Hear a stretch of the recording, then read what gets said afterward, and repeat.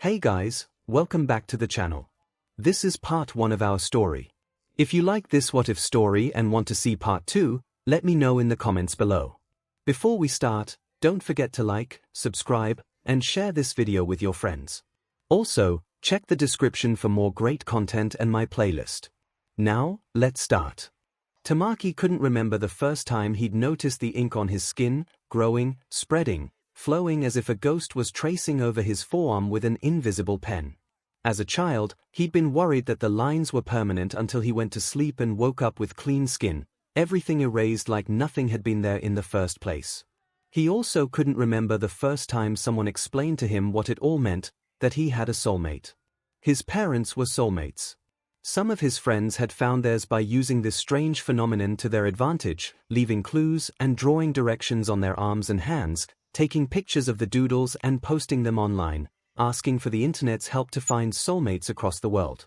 Everyone seemed like they were in such a hurry to find their soulmate. Just knowing that his soulmate existed terrified Tamaki. At first he let them write, he never wrote back. He was too terrified of saying something wrong, of his illegible handwriting, of letting them down. And besides, he liked watching them doodle flowers and butterflies and hearts up and down his arms, leaving themselves notes about homework or reminders about train delays. But as they grew up, the drawings grew more detailed. Shading, stippling, people, landscapes, animals. And the writing got more deep, more personal. Poetry, prose, lists of bills and bullies and things to avoid saying in front of their friends. One day, Tamaki woke up to a miniaturized version of Starry Night on his left thigh, sunflowers on the other. The paint still looked wet, strokes messy and neat all at once, but when Tamaki tried to touch them, the paint shimmered through his fingers like a hologram, like a mirage. Finally, Tamaki gathered the courage to write back. My name is Tamaki. Short, simple, and his heart broke into a sprint anyway. He waited for them to write back, black pen trembling in his fingers as he stared at his pale form, uniform sleeve rolled up to his elbow. Just give them a second to notice, his best friend Mirio encouraged, patting Tamaki's shoulder, they'll write back. They sat outside during lunch, snacking and waiting. Their friend 𝐒𝐲 bounded up and took a seat beside her friends. Anything yet? She chewed on a peach and swung her legs, excited for Tamaki. Not yet, Mirio answered, but they will. Dude, you've got something on your arm. Kirishima pointed across the lunch table. I looked down where he'd pointed, confused, and dropped my apple, splashing my food all over myself and Kirishima. I jumped to stand and began wiping the both of us off, apologizing profusely. I'm sorry, Kiri, I said, dabbing at his shirt with a wet napkin. I'm so sorry. Are you okay? What happened? He raised his eyebrow and grabbed my shoulders, holding me still. You're clumsy, sure, but not like this. What did you do? Bakugo said, rounding the corner to sit at our table, eyeing the two of us. Why's there SHT all over the table? Kirishima released me, and we began to wipe down the table, his eyes flitting to me every so often, reminding me that he remembered I hadn't answered his questions. Siro, Kaminari, and Mina followed closely behind, seating themselves and helping me tidy. I'm so sorry, you guys, I stammered. I got startled and dropped my apple into my soup. What startled you? Mina asked, slurping her strawberry milk and smirking. I grimaced, and I pulled my sleeve up. My soulmate finally wrote back. Mina screeched, I think in excitement, and fished around in her bag, producing a red pen. Write back. Write back. She grinned, waving the pen in my face. I glanced at my other friends, half of whom had already found their soulmates, and judging from the looks on their faces, it didn't seem like I really had a choice. Something's coming through. 𝐒𝐲 exclaimed, pointing over Tamaki's shoulder at his opposite arm. The three of them watched with bated breath as red ink appeared, looping and jolting in careful handwriting. Nice to finally speak with you, Tamaki. Mouth dry, Tamaki was thankful that their first conversation wasn't face-to-face. He raised the pen, ready to write, when Mirio stopped him. What are you going to write? Mirio asked. Tamaki frowned and looked from his arm to his friends. Just that I'm excited to speak with them too. Should I not? His heart was already pounding in his ears, and his friend's watchful eyes weren't helping. "Let him be himself, Mirio," 𝐒𝐻𝐲 scolded, playfully smacking Mirio's shoulder. "I think that sounds great, Tamaki." She gave him what she hoped was a supportive smile. More nervous than before, Tamaki turned away from his friends and wrote something hastily on his arm, trying to keep his hand steady enough that the message was legible. "Nice to talk to you too. Can I ask for your name?" "What did you say? What did you say?" 𝐒𝐻𝐲 asked, bouncing up and down. He showed her his arm, and she squealed, clutching her heart. I can't wait to find my soulmate. This is too cute." Cheeks bright, Tamaki ducked his head and kept his eyes trained on his arm. The waiting was the worst part. Finally, red letters stuttered through, along with some doodled flowers. "You can ask, but I may not answer. I went a long time thinking that you didn't exist, Tamaki." His heart plummeted to the center of the earth. How was it possible that he'd already screwed up? Groaning, Tamaki chewed on his pen and stared at his soulmate's words, trying to think of a way to explain himself. Mirio and 𝐒𝐻𝐲 peered over his shoulder, catching a glimpse of what had been written back, and shot each other a concerned glance. "I was scared that you wouldn't like me once we started talking." Tamaki wrote, "That you'd wish you'd gotten someone else for a soulmate. That I'd disappoint you." He sighed. And waited. And worried. "What?" I gasped, holding up my arm for Kirishima, Kaminari, Zero, and Mina to see. They read it and looked up at me with similar confused faces. How could he think that before we've ever even talked? I said. They were counseling me through the soulmate conversation, pitching in useful advice when I needed it. Bakugo was angrily eating his chicken strips nearby, grumbling about how I'd stolen his soulmate for lunch. He could spare Kirishima for half an hour, right? Maybe he was scared, Kaminari suggested. I mean, I was. There's so much you don't know about this person that you potentially spend the rest of your life with. He glanced across the cafeteria to another table, where his soulmate, 𝐭 ate lunch with his friends.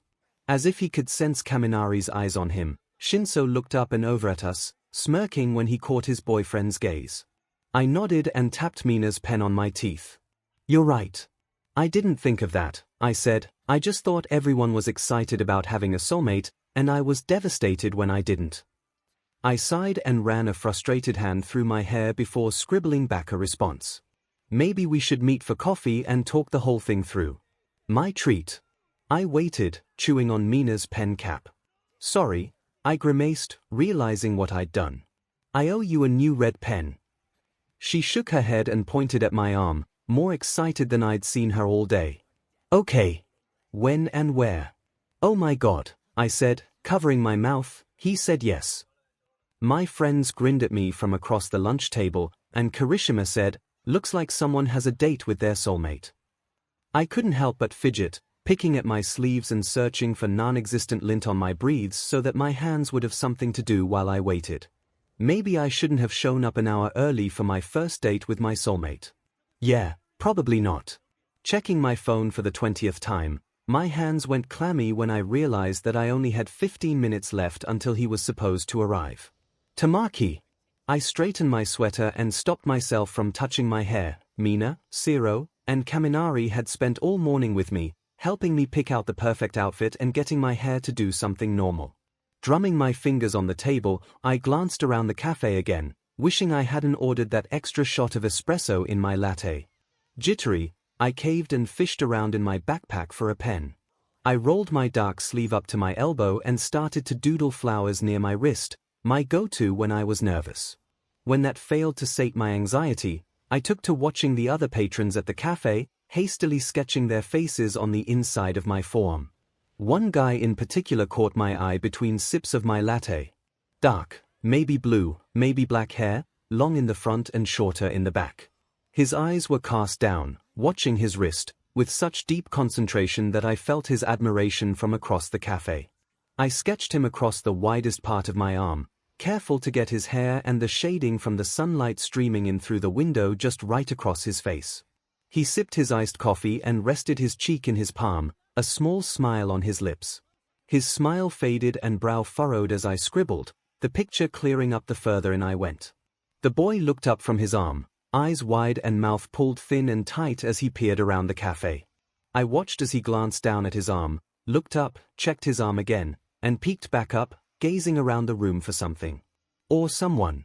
His eyes met mine, and I hastily looked away, doodling flowers once more. The warmth I now recognized as my soulmate's writing sank into my opposite arm, seeping into my skin like summer sun. I rolled up my sleeve, nervous to check what 𝐼𝐺'd written. Maybe he'd bailed, decided that having a soulmate who doodled strangers and painted on his legs wasn't for him. Fair enough, right? I tried to rationalize his train of thought before I looked, afraid of his words, but all I found was, "Are you here?" At the cafe. I frowned. Here. Meaning. His here too. I wrote back, just under the flowers. Yeah, I got here early. I'm in the back corner booth, near the bathrooms. I nearly told him that I picked this prime location in case I needed to nervous puke, but held back that information just in case. Again, I didn't want to scare him. My pulse fluttered in my ears, terrifyingly loud and frantic. Palms sweaty, I chewed on my pen cap and doodled more flowers in an effort to distract myself. It wasn't working. My soulmate was nearby. I was going to meet Tamaki soon. It was all I could think about. Hi!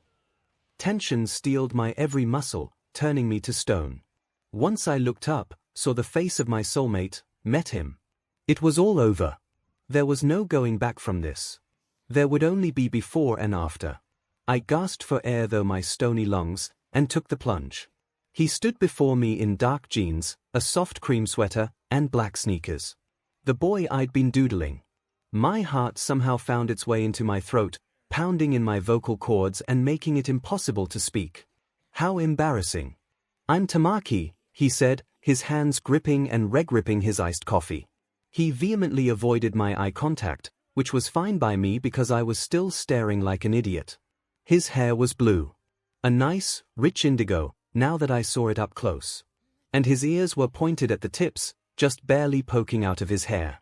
Cute. The heat in my cheeks felt like it was receding, maybe, so I took the chance and tried to speak. I think we're soulmates then," I blurted. Tamaki laughed, soft and through his nose, before chuckling out loud. "Yeah," he nodded, "yeah, I think we are." "Sit, please, I'm so sorry," I sputtered, my mouth now moving a million miles an hour. "I am so sorry for drawing you, I didn't realize, oh my god, this is so embarrassing." I buried my face in my hands and groaned. Why do I only have two settings, hypercaffeinated chihuahua and sedated snail? And why the chihuahua right now? He slid into the booth opposite me and pulled his sleeves down over his fingers, making soft sweater paws. "So," he said, cheeks pink and eyes averted. "So?" I echoed, staring while he wasn't looking. How did I end up with a soulmate so attractive?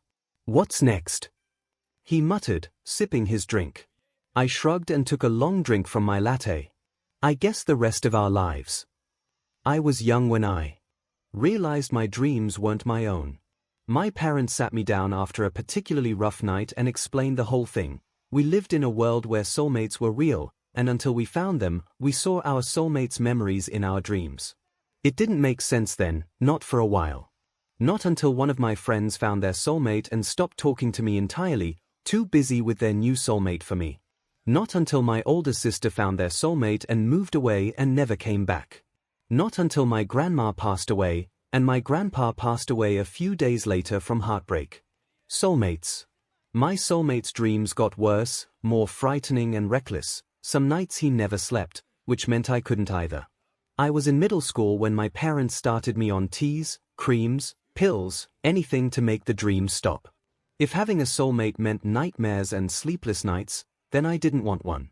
But, as the last summer of middle school faded into the first fall of high school and a new adventure awaited me, I felt ready to try again. Ready to find him. Kaken.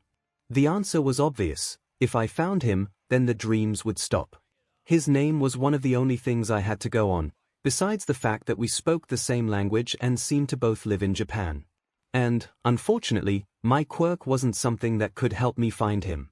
So I just had to hope that he could start giving me better hints in his memories. Like he's the cooperative or considerate type. Right. And the more terrifying part. What was he seeing in his dreams every night? What memories of mine were playing for him on repeat? What did he know about me? And did he care? Bakugo woke with a start, shivering with a cold sweat and heart slamming against his rib cage. How long had it been since he had a dream while he slept? Years. Years and years. They were back. His soulmate. In the dream, he was in their shoes, seeing everything from their perspective like usual. He was in a school bathroom, colors different from the ones at his middle school, uniforms different from his, surrounded by 5 or 6 guys. Still no soulmate, here. One of them, a broad-shouldered, Yankee thing, taunted, leaning in and placing a hand beside their head, his soulmate flinching. I can help you pass the time until you find him. The tall boy sneered, liking his lips. Bakugo's stomach was in knots, wanting to activate his quirk and blow up the whole bathroom to escape. His soulmate shook their head, and out of their mouth came, I'd rather F.A. cactus. But thanks for the offer. A shimmer of pride stuck in Bakugo's chest as he watched the words smack the opposing boy's ears. Ballsy move. Without warning, the boys closed in, fists smashing and shoes colliding, and, thankfully, no quirks. Bakugo sat back and watched as his soulmate absorbed it all, never let a single tear fall or whimper escape. When the boys were done, they washed their hands, dried them, and dropped their paper towels on the crumpled form of Bakugo's soulmate. He screamed for them to get up, to fight back, to say something, to do anything. But it was a memory. He knew that, deep down. They stayed on the floor until the last student left. Until Bakugo woke up. Grinding the heels of his hands into his eyes, Bakugo groaned in frustration. Why didn't they fight back? Why didn't they call for help? Why didn't they use their quirk? If he'd been there, he would have beat the SHT out of all of those kids. They better hope that they never meet him in real life, or he'd make them regret hurting his soulmate. He let his arms flop to his mattress and stared up at his dark ceiling. Relief washed through him, slow and soothing as honey. His soulmate was okay. They were alive, still in Japan. Somewhere out there. It took a while before I noticed anything different. My days were the same routine. Wake up, go to school, come home, do homework, sleep, relive 𝐭𝐿's memories, and then do it all over again. But one morning I awoke with a vague taste in my mouth. Spicy Cheetos. A song stuck in my head, something catchy, I couldn't quite remember, and a string of numbers floating in my eyes, an address. A phone number. A password. I pushed myself up to sit in my bed, holding my throbbing head together at the temples. Some dream, whatever it was. The next morning, the same thing, spicy Cheetos, the song, the numbers. Same the next day. And the next. With each repetition, the memory resolved a bit when I woke up. 𝐭𝐿 was starting his day the same way every day, woke up at 5 why so early. Ate a handful of hot Cheetos, and stared at a number on the corkboard over his desk while he listened to the song in his earbuds. After that, he made breakfast, showered, and went to school usually. After a week of writing down scraps of lyrics first thing when I woke, I found the song, Why Worry by Set It Off. I wished I had a way to tell him that I loved it, that it became my new anthem, that he sent it at just the right time as finals were around the corner. That I listened to it on my walk to school every day, preparing for a fresh round of hell and reminding myself that he was still out there waiting for me. My sleep turned restless the more stressed I got, my brain selecting the more terrifying of 𝐭𝐿's memories just to torture me while I slept. Over and over at night, I got drowned in green slime and kidnapped by villains, scared into swirling black vortexes and tied up by a man with hands gripping his skin. I screamed for help. I cried until my tears ran out. But Katsuki stayed strong. So I had to too. What's taking them so long? Bakugo frowned at his notes, cramming in some last-minute studying before his math final. He wasn't really that worried about the test.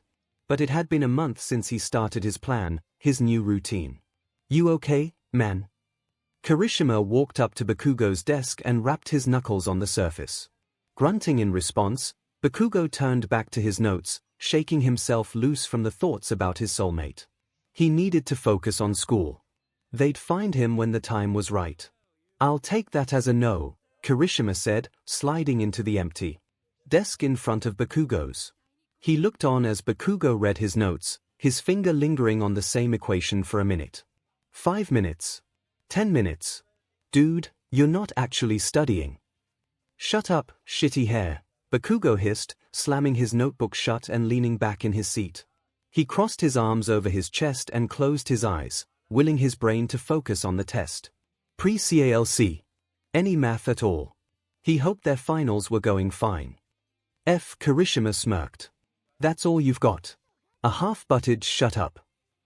He leaned in and chuckled. What's wrong with you? Are you a shapeshifter? You can't be the real Katsuki Bakugo. Leave me alone, Bakugo growled. Not until you explain.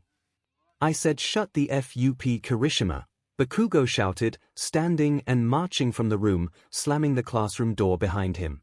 He stood in the empty hall, Final's weak silence emphasizing his harsh breathing. Willing his rage to subside, Bakugo leaned his head against the wall and took a few deep breaths. That is, until his phone began to vibrate in his pocket. Pulling it out, he stared at the screen. The number wasn't familiar to him, and he considered hanging up. But something in his gut told him to answer. Who the F is this? He grunted, frustration getting the better of him. 𝐭𝐿.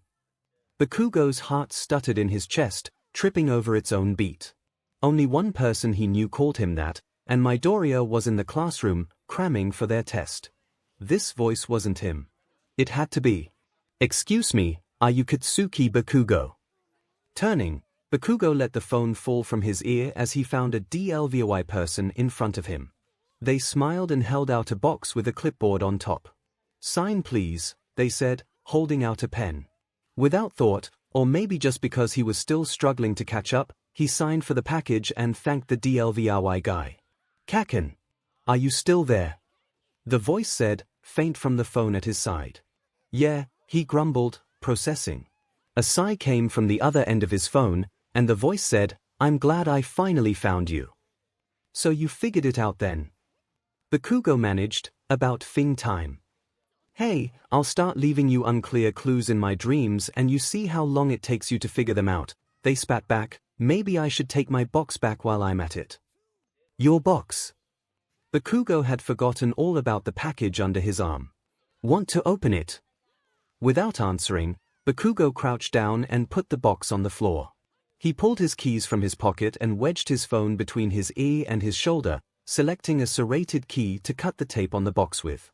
With a few precise slashes, the cardboard flaps were free, and he pried them apart. Hot Cheetos. An All-Might water bottle. Spicy candy. A few bags of beef jerky, all in spicy, peppery flavors. An All-Might sweatshirt, just a little too big, how he liked it. How'd I do, his soulmate chirped, the smile on their face audible through the phone. You better wear the hoodie a few times now, because I'm stealing it as soon as humanly possible. Bakugo stifled a laugh and shook his head. Who says I'm sharing? Me, because I obviously wear the breathes in this relationship. Is that thing so? Bakugo grinned, unable to stop himself. We'll see about that. Mr. Aizawa entered the hall and stared at Bakugo, whose smile fell off his face faster than a toddler on ice. Test is starting. Let's go, Aizawa grunted, jerking his head back toward the room. I gotta go, Bakugo whispered, hoisting himself to his feet. He pulled the All Might hoodie on over his white school button-up and tossed his blazer inside of the cardboard box. Can I call you later? He both hated this feeling and wanted to drown in it, this feeling of effervescence. After school, okay? I have finals today. Me too, he said, hesitating as he pulled the box up under his arm. Good luck, I guess. You too, 𝐭𝐿. I don't need it. I know you don't. But take it anyway. He found himself smiling again, and shook his head in awe. Yeah, alright. Bye. Bye for now. Bakugo strode back into his classroom, lighter than air and filled to the top with a strange, shimmering feeling. His classmates stared at him, the box, the sweatshirt, the faint smile, it was all suspicious. He suspected that his soulmate had something to do with it. 19. Tenya Ida celebrated with his closest friends, his brother Tensai, Midoriya, Ochako, Zu, Momo, and Todoroki, meeting up at a summer carnival and running from one roller coaster to the next, funnel cakes and candy apples sweet in the air. As his 𝐵𝐻 time encroached, he and his friends met up at the Ferris wheel, the energy frenetic, charged. 5 minutes, 𝐸𝐸, Midoriya grinned, elbowing his friend in the side. Are you excited? Furrowing his brow, 𝐸𝐸 wasn't sure how to answer. He hadn't really thought about it, considered it before. Was he excited? It was inevitable. Whether or not he was excited wouldn't change the fact that he would find his soulmate soon. Possibly even that night.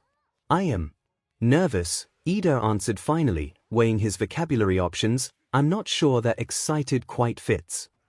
He straightened up as they approached the rest of their friends, all excitedly checking their phones and watches. 3 minutes. 𝐒𝐿𝐵 shouted, jumping up and down, obviously on a sugar high. I'm so excited. So excited. Her soulmate, Tsuyu Asui, placed a calming hand on her shoulder and sighed. Right, 𝐒𝐿𝐵 said, taking a deep breath, gotta focus. For Tenya. He stopped himself from wringing his hands as they waited, the seconds ticking down. His friends circled him, preparing for the inevitable. The tug. He knew what to expect from listening to his friends describe the sensation. But he wasn't prepared for the strength. Now. Midoriya and 𝐒𝐿𝐵 said in unison, watching their phones as 𝐸𝐸 was yanked forward on an invisible cord, nearly knocking poor Todoroki to the ground. Lucky for the both of them, Todoroki has faster reflexes than that, and caught 𝐸𝐸 before they could faceplant, but the two of them were getting dragged across the pavement by the tug. The others raced after them, struggling to keep up with the force of the magnet pulling 𝐸𝐸 toward his soulmate. 𝐸𝐸 freed Todoroki at the first opportunity to spare him from any whiplash, and tried to right himself, facing into the wind. The tug was pulling him downtown, back toward his work. Toward his soulmate.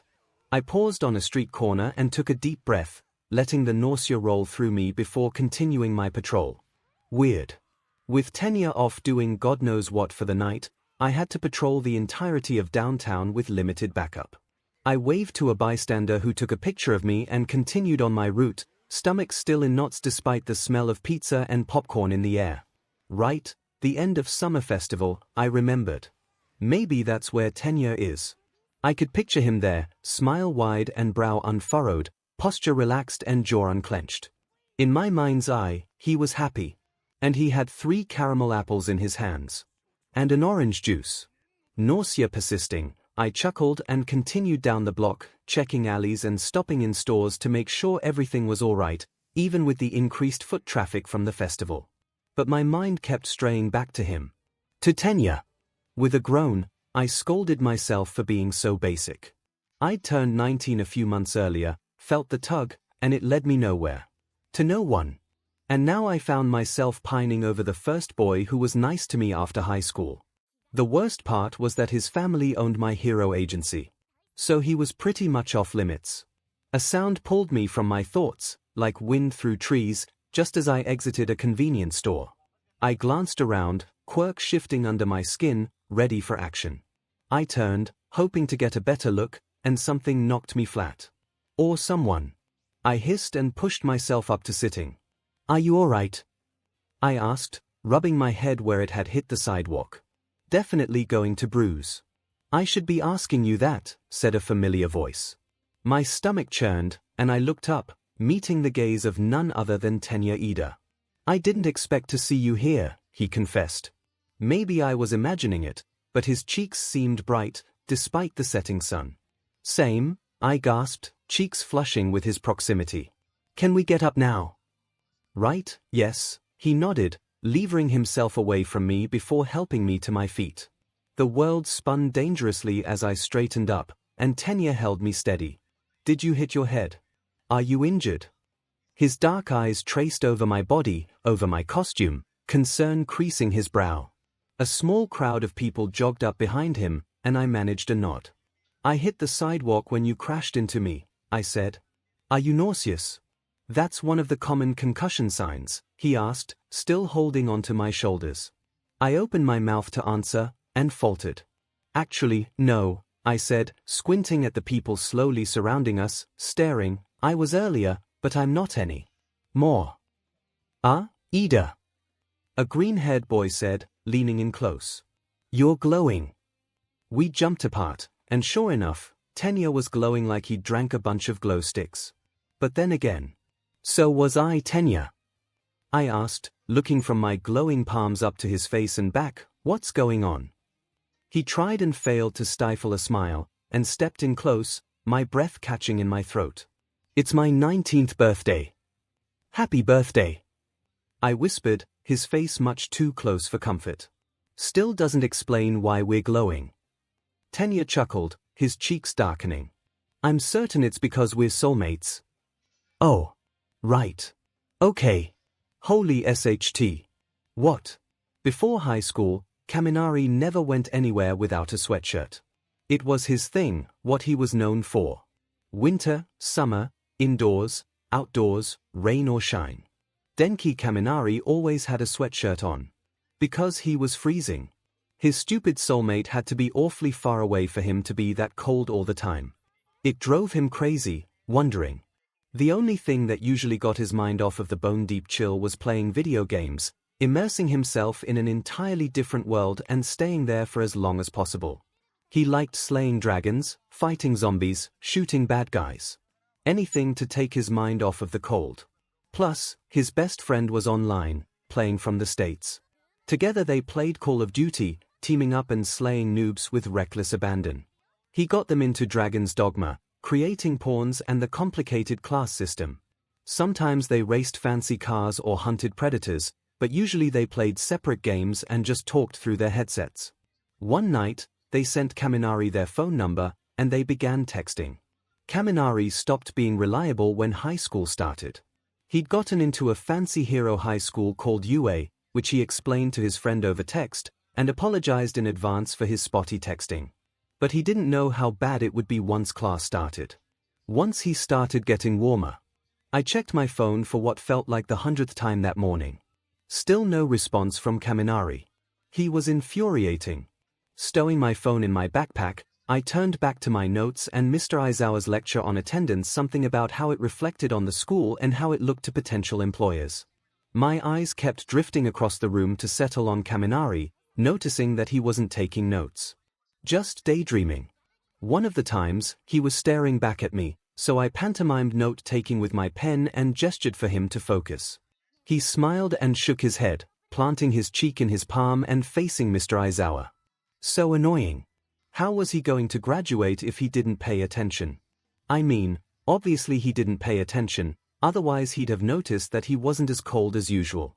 And he still hadn't pieced together that I was his friend from PlayStation. Why? Why is he so dense? Why me?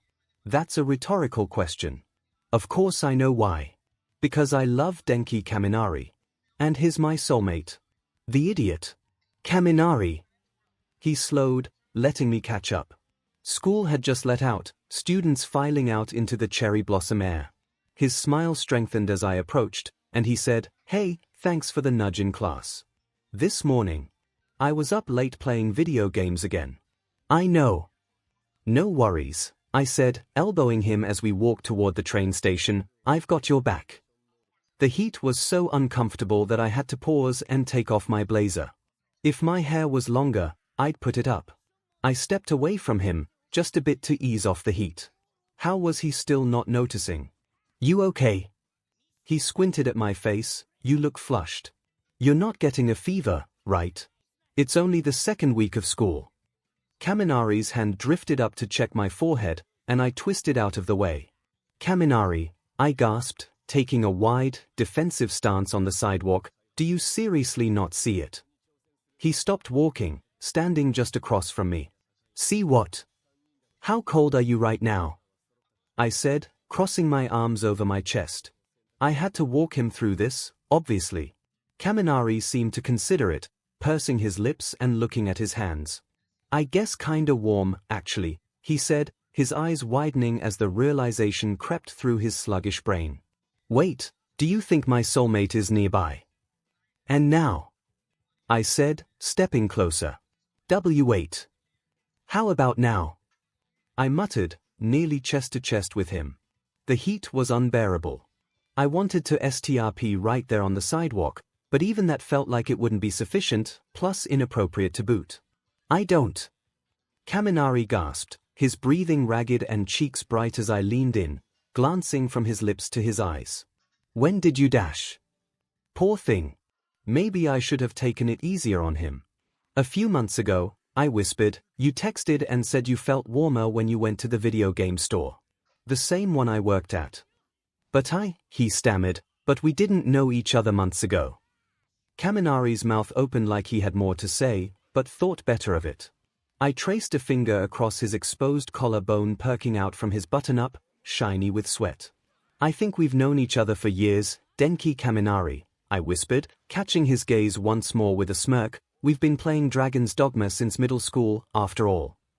His eyes widened, and I saw the information click in his mind. But you, he said, hands fluttering up to catch my face in his palms, you live in the States. You can't be here. My mom got a promotion, I explained, meeting his golden gaze head-on. We moved here last year. I dragged my finger up his neck to rest under the tip of his chin and grinned. And I've wanted to kiss you for longer than that. He pressed forward, our lips meeting finally. Finally. The heat ebbed, spring chill seeping back into all the right places, and I melted into his gentle, eager touch. Not too hot, not too cold. Everything was just right. Sometimes Kirishima stood on the roof of his apartment and had a pity party. The red string that wrapped around his finger dangled, limp, and disappeared into the city, undeterred by buildings or people or weather. He'd walked through plenty of strings himself. He'd come to loathe that shiver that went up his spine when he did. But how, in his 21 years of life, had he still managed to never find his soulmate? Maybe they didn't want to find him. That was his usual conclusion. If his soulmate had ever once watched the news, then they would have seen the string during some kind of press conference or interview. And maybe they just decided that Kiri wasn't worth it. That he wasn't their type. He groaned and ran a hand through his hair before smearing away the frustrated tears in his eyes. Raising his beer to his lips, he took a swig, letting the bitter liquid slide down into his empty stomach. After a long day of fighting crime, Kirishima should be inside eating or sleeping. Not whatever this was. The lights of the city were hazy in the after-rain mist, casting neon streaks on the shiny concrete. Kirishima let another minute pass, just listening to the slick wheels of cars drive past and the whispery chatter of bystanders walking by down on the sidewalk. He finished his beer and tossed it in the recycling, about to head inside, when the thread around his finger went taut, tugging. His heart jumped to his throat, and he followed the string with his eyes into the darkness of the city. Maybe his soulmate was in trouble. He had to find out. SHT, SHT, SHT, SHT. I ran, dodging trash cans and vaulting a low fence. Could I have a worse Monday? The answer was no. After waking up late and getting to work even later, I got fired and promptly spilled my pick-me-up coffee all over myself after a stranger bumped into me on the train. Then, I got home to find out that my roommates were kicking me out because I didn't vibe with them, whatever the F that means. And, to top it all off, now I was being chased by a villain. Because of course.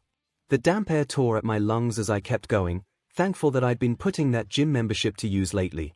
They were relentless, following me for nearly a mile, taunting me and begging me for my bag. If they only knew it was full of textbooks and I only had like $5 in my wallet. #PhD life. I hadn't really been paying attention to where I was going, and now I realized I was totally lost. None of the signs looked familiar, and even with my decent Japanese I couldn't understand some of them. Now I was super fed. I slowed, gasping for air, and turned in a circle, looking for anything familiar. Universe, give me a McDonald's. A Starbucks. A goddamn 7, anything. There you are.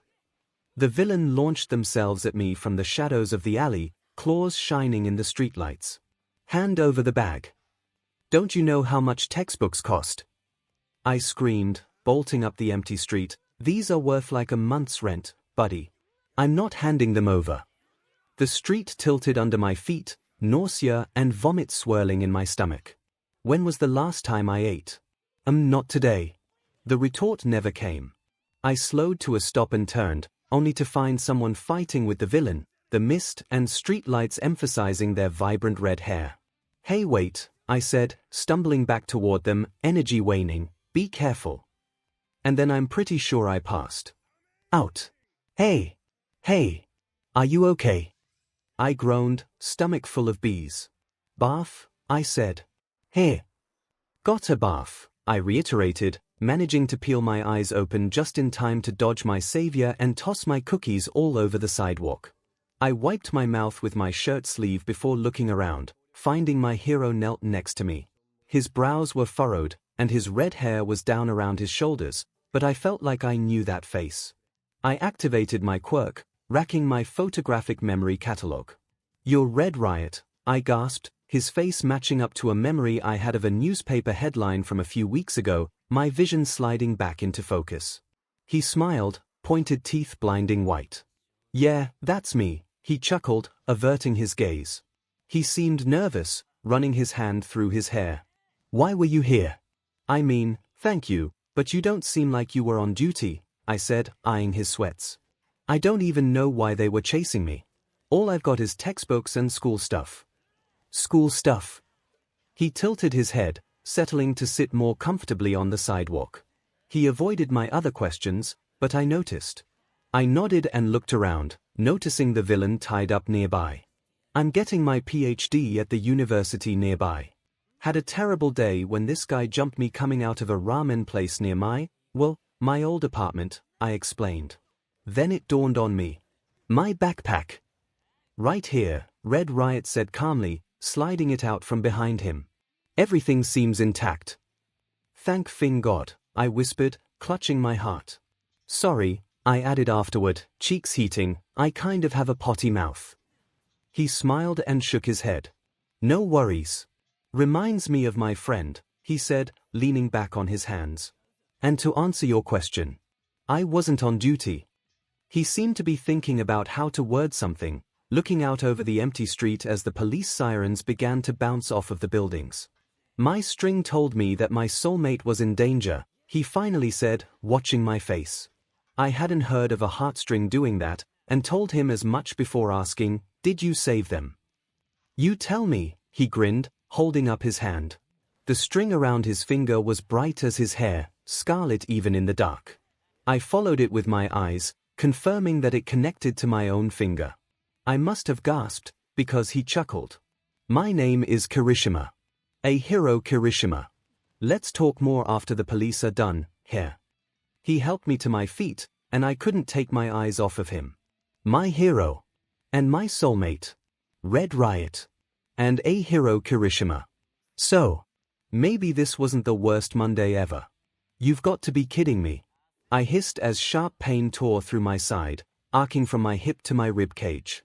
Stumbling, I toppled my grocery cart, apples and cereal boxes spilling across the shiny linoleum, and gripped a nearby shelf for stability.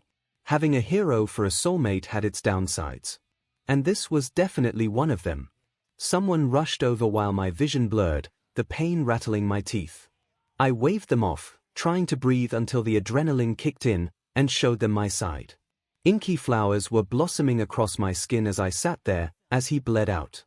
Wherever he was. The bystander righted my cart and then helped me to my feet. Are you sure you're all right? They seemed genuinely concerned, their own basket of items abandoned on the floor nearby. Fine, I managed, gasping as another jolt of pain cut through my arm. Through and through. The pain began to ease, adrenaline sifting in and blurring the world at the edges. I'll be fine, I muttered. I felt in my hoodie pocket for my wallet and keys, and jogged out to the parking lot, abandoning my things in the store. Sometimes, not often, there were things more important than food. When did it get so dark? Stumbling through the streets, Hawks kept to back roads and alleyways, trying to throw the villain off of his trail and avoid bystanders. He knew he was bleeding, like a lot, but he was close. They were close. The streets began to look more familiar, even through the haze of adrenaline and blood loss. His heart lifted just a bit when he saw their favorite coffee shop, because he knew it meant that he was almost home. Hawks tried to pick his pace up to a jog and almost threw up, slowing back down to a painful shuffle. It smelled like rain. He was so close. The thin condo loomed up in his view, and the sight of that gaudy yellow front door never looked so comforting before. A chuckle escaped his lips as he tripped up the sidewalk, falling to the stoop with much less grace than he usually preferred. Just a moment, he thought, just a moment to rest his eyes, to gather his strength. 𝐒𝐻𝐽, I sobbed, breathless from crying and from jogging home from the bus stop, hauling him over the threshold with my hands under his armpits.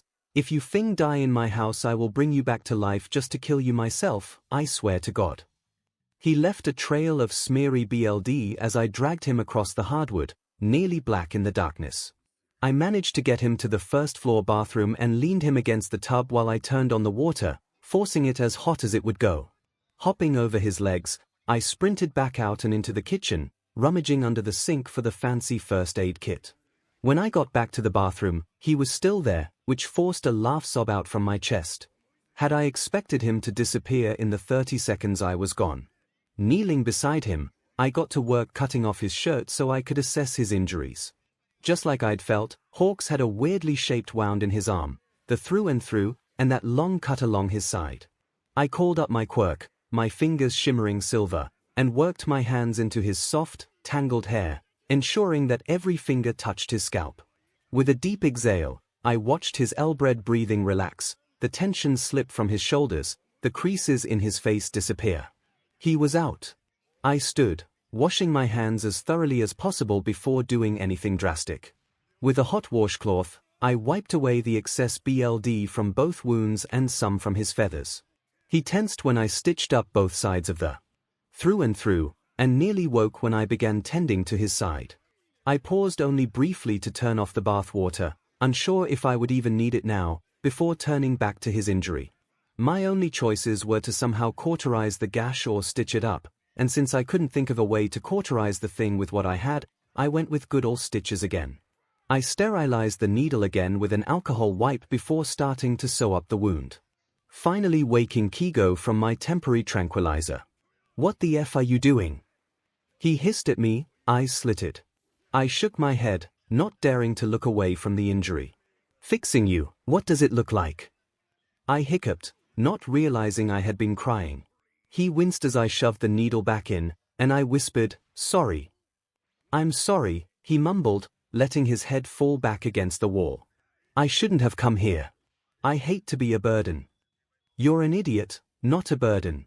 "They're different," I grumbled, feeling my cheeks flush. 𝐒𝐻𝐽's lips twitched, like he tried to smile and found it too painful, and glanced around the room. "What's with the bath? Original plan was to get you in there, and once you woke up to have you wash yourself off and fix yourself while I tuned up your wings," I said, nearing the end of the gash. He hummed, eyes sliding shut. "You sure know how to woo a guy." He slowly stretched and muttered, "You know I love it dash. When I preen you." "Yes I know." I cut him off. "Please stop moving around, 𝐒𝐻𝐽, I'm almost done." My hands began to shake as I finished the last few stitches, the adrenaline wearing off. I didn't want him to worry. "And done," I said, tying off the last of the knots and sitting back on my heels, letting the muscles relax in my shoulders and neck. My gaze drifted down to my hands, coated in his blood. He grunted, his fingers brushing my arm. I looked up, nausea sloshing in my gut, and locked eyes with him. "Thank you," he whispered, a soft smile on his face. "I don't know what I'd do without you." I smiled back, a sob ripping out of my throat as I fell into him, clutching him in a desperate embrace. "You can't do this again, 𝐒𝐻𝐽," I sobbed, tears dripping down my face and onto his chest. "I thought." "I know," he sighed, his hand drifting to the back of my head. "Me too." We sat like that for a long time, at least until I stopped crying, just holding each other and coming down from the emotions and adrenaline of it all. After a bit, 𝐒𝐻𝐽 leaned his head against mine and muttered, "How about that bath?" Chuckling, I nodded and helped him in, not bothering to take his breathes off. He sat facing away from me, what was left of his wings draped over the side. With a shiver, 𝐒𝐻𝐽 released all of his broken feathers onto the bathroom floor, leaving me the ones that were salvageable. Kneeling in piles of vermilion feathers, I ran my fingers through his wings, smoothing over the crooked edges and arranging them to lay flat again. He sighed, and I leaned forward, pressing a kiss to his temple. "What was that for?"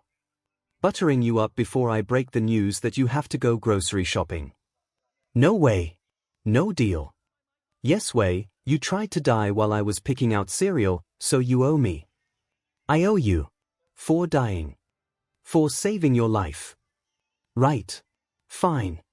Get that stuff I like. The one with the strawberries, I know. You're lucky you're cute. How much longer, yo Momo? Gyro asked, gesturing at her friend's wrist with a JRK of her chin, powering down her stationary bike. They were at the gym near their apartment, trying to stay fit between their shifts. It was early morning, the place nearly deserted in the slippery hours between midnight and dawn. Momo held her wrist up for Gyro to see as she jogged on the treadmill, breathless and sweaty.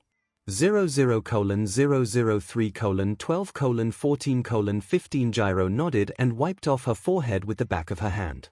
3 days isn't so bad, she said between gulps from her water bottle. She held up her own wrist for Momo to see. At least you don't still have almost 2 years on your timer. Her own timer said 01:217:06:45. Laughing, Momo shook her head and gradually slowed down the treadmill, hopping off to the side. It could be much worse, Kyoka, she said. They both knew plenty of people with 10, 20, 30 years still on their clocks. And they knew some that lost their clocks early. They walked across the gym, arm in arm, toward the weights. Are you excited? Gyro whispered, elbowing her friend. 3 more days. Honestly. Momo said, finding a leg press and stacking some weights on it, I'm terrified. The closer it gets, the worse I sleep, the less focused I am, the more nauseous I feel. She retied her ponytail and slid down into the leg press. I try to imagine it, and my brain spins out of control. Thinking about all of the ways it could go wrong, all of the places it might happen, all of the things I might say or do wrong. Hey, Gyro stood over her, squinting into Momo's sweaty face. Stop with that talk. You are majestic and smart and appealing and amazing. Your soulmate will see that the second they lay eyes on you, and it'll be happily ever after. Positivity, yo Momo. She flicked Momo in the forehead and sat down to bench press, waiting for Momo to finish and spot her. Everything will be great. You'll see. Momo let the leg press clunk back into place and caught her breath, staring at the distant off-white ceiling.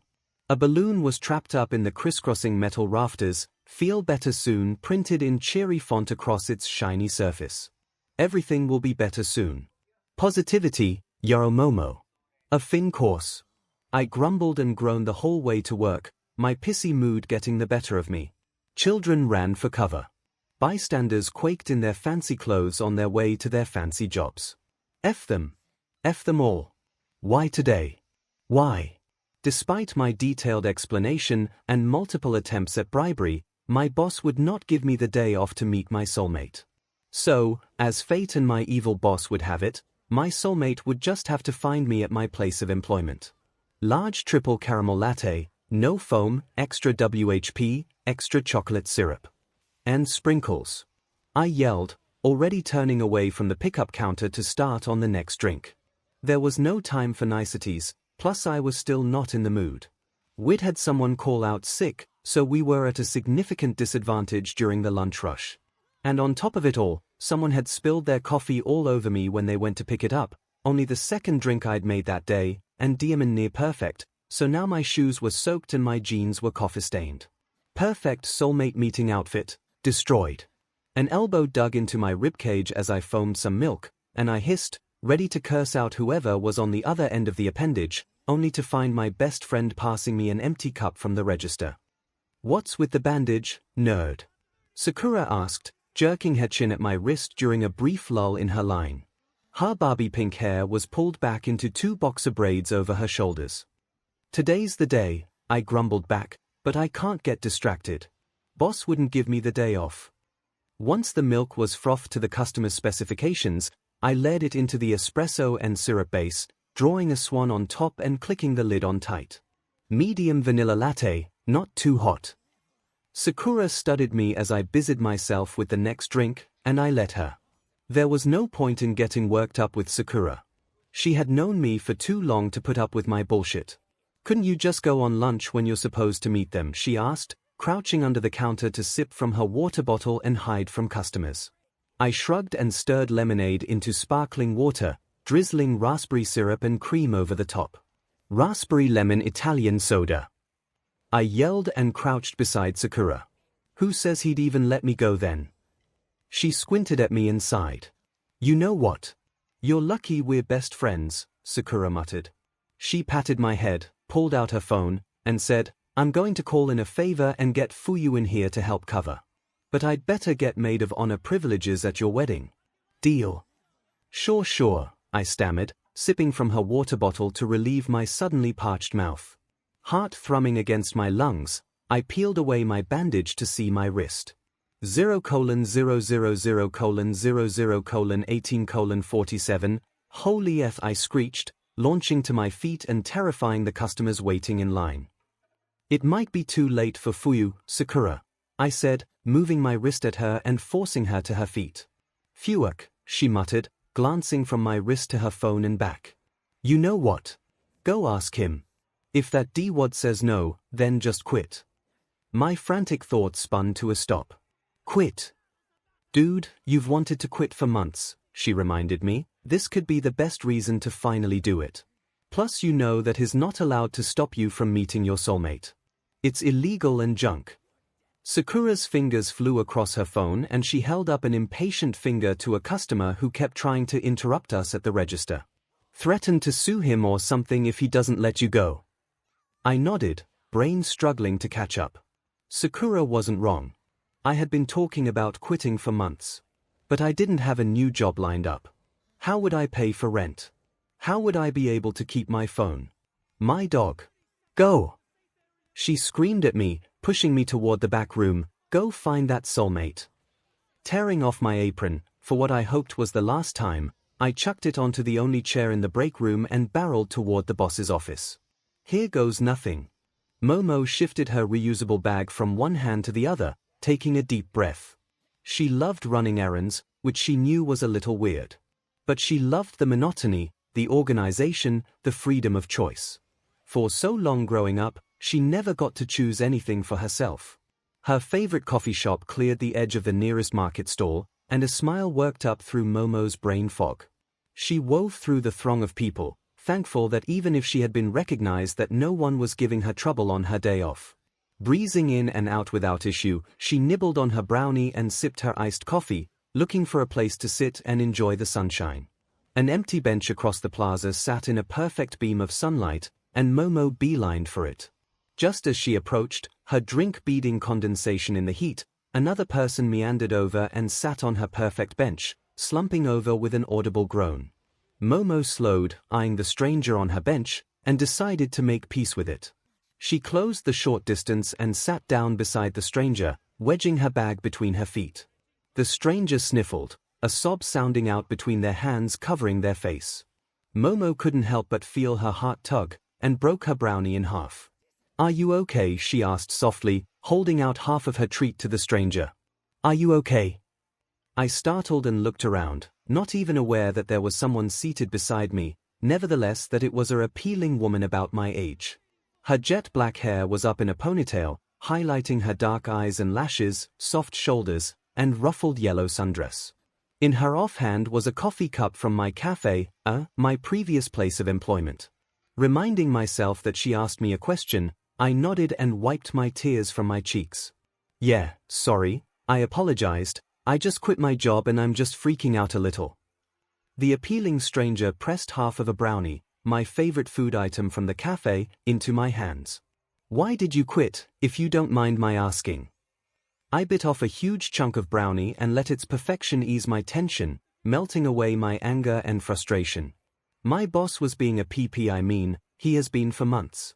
But today was the final straw, I said, staring out over the market. I'm supposed to meet my soulmate today, and I asked for the day off, but he said no. Illegal, the model-esque stranger said matter-of-factly. Nodding, I continued, I know, but I showed up today anyway and worked the first part of my shift. When it came to my lunch break, my best friend said to go and put my foot down. Tell him that if he didn't let me go on lunch that I would quit. And he just let me. Said he could pull anyone in off the street to replace me. A new wave of tears balled up in my throat, rimmed my eyes. I just. Hey, it's okay, she said, wrapping her arms around my shoulders and pulling me in close. I don't know what came over me, but I hugged her back, this person whose name I didn't know, whose kindness soothed my frayed nerves. She smelled like sunshine and tea. I'm sorry, I muttered into her hair, blinking back tears. She shook her head. Don't be. I'm not sure how long we sat there, holding each other. But we sprang apart when my wrist seared hot like fire and sunburns and razor blades. I shook out my hand, hissing and staring at my timer. 00:00:00:00:00:00. Wait, I said, glancing around frantically. My heart plummeted into my butt, fear twisting my stomach into pretzels. Had they seen me and taken off? Decided I wasn't worth their time. Saw me hugging this girl and thought, ah. I turned, finding the appealing stranger holding her own timer between her fingers. Her eyes wide, she glanced up to me and held her wrist out for me to see. 00:00:00:00:00:00:00. Maybe I should introduce myself, she said, her voice higher, excited. I'm Momo Yorozu. Some people know me better by my hero name, Creati. Mouth dry, I lifted her hand to my lips and pressed a kiss to her knuckles before holding it to my forehead. Holy 𝐿, I muttered. She chuckled. Is something the matter? My soulmate's a hero. And here I was, complaining about getting fired from a coffee shop, I said, burying my face in my palms. I'm so embarrassed. Don't be. She smiled, her hand on my knee almost immediately. Now you can help me look for a new favorite coffee shop, she giggled. Consider their best customer gone. I laughed and let my hands fall to my lap with a sigh. We sat for a moment, just smiling in the summer sun, simmering in our newfound relationship. So now what? I finally said, reaching out to tangle my fingers in hers. They felt like they belonged there. Well, Momo said, finishing off her iced coffee and launching it into the nearest trash can, what plans do you have for the rest of your day? Are you busy? Shaking my head, I said, nowhere to be until dinner time. Just need to get home and feed my dog. You have a dog, she squealed, sitting up and leaning toward me. Can we go see it now? I stifled a laugh. Too cute. Sure, I said, getting up and helping Momo to her feet. Sushi will be excited to have people home early. Its name is Sushi. Oh. My. God. Momo grinned, I'm going to die of cuteness before we even see it. We'd better hurry. Taking her bag from her, we laced our fingers together and made our way through the market toward my place. Right this way, milady, I said. Momo talked, filling in the empty space where I didn't have the energy. She didn't mention my coffee-soaked shoes or my stained breathes. Her only focus was on me. On us. On our future. I've lived today 147 times. And the worst part? I still haven't figured out what I'm doing wrong. Maybe the second worst part. I know that my soulmate is out there somewhere suffering too. 147 Fridays is too many Fridays for anyone. I started a notebook, tracking my choices down to even the most simple and seemingly innocent, hoping to find the pattern in the puzzle. For 2 weeks, I was convinced I was choosing the wrong lunch at college. A month later, I thought maybe it was my toothpaste. To most people, I probably looked like a weirdo, frantically scribbling as I moved through my day. But then again, no one remembered today except me. It made me wonder how many of my days, my weeks, were replayed days for others, and if the final day, the day they find their soulmate, is the one that gets sealed into my memory. I think about all of the variations, the failed days, the hundreds of iterations that get lost in the universe. I can't help but hate myself for taking this long. For erasing all of those days. For being so slow. Forgive me. Please. Izuku Midoriya was stuck in a time loop. He'd heard about this from his parents, his friends, history teachers. For whatever reason, on the day you were supposed to meet your soulmate, time stood still for you and them. Time would not move on until you found them. Hence, the loop. If he'd counted right, They were a day he could only handle saving the same family from the same villain so many times. And every time he explained to his hero co-workers what was going on before the villain began monologuing, their awe and jealousy was never any easier to swallow. He didn't want their jealous stares. He didn't ask for any of it. But his soulmate was out there somewhere. Also stuck. Also looping. And he didn't know what to do about it. Day I woke up and knew that something felt different. Maybe it was because I forgot to set my alarm last night, so I woke up feeling rested for once. Maybe it was the fact that I slept through my ride from my roommate and my first class, effectively failing me on a quiz I'd aced for 147 days in a row. Or maybe it was the fact that my bike tire was flat when I flew out the door, my backup mode of transportation betraying me in my time of need. So, there I was, walking the 5 miles to school, hoping to make it in time for my second class. I had my earbuds in, trying to turn my day around with my favorite songs, but it wasn't really working. Rationalizing, I figured if I made good time maybe I could treat myself to a coffee before my other class. The idea of coffee put pep in my step, and I started power walking toward campus, drowning out the sounds of the city as I cranked up the volume of my music. Which I shouldn't have done. Because there was totally a villain attacking something downtown. Hey! I jolted, eyes widening at the voice that cut through my music. An arm wrapped around my shoulders and yanked me away from the sidewalk, an explosion faint through the thrumming electric guitar and thundering drums in my ears. We crashed to the ground, pain splintering up my elbows and knees as we connected with the concrete. Are you okay? I cracked an eye open, and my breath caught in my throat. A hero loomed over me, shielding me from the villain with his crouched form. The sun illuminated him from behind, and it took me a second to place him. "You're Deku," I gasped, trying desperately to pull away. My cheeks were hot from his proximity, his arms still wrapped around me, his mask in tatters around his face. He didn't respond at first, studying me.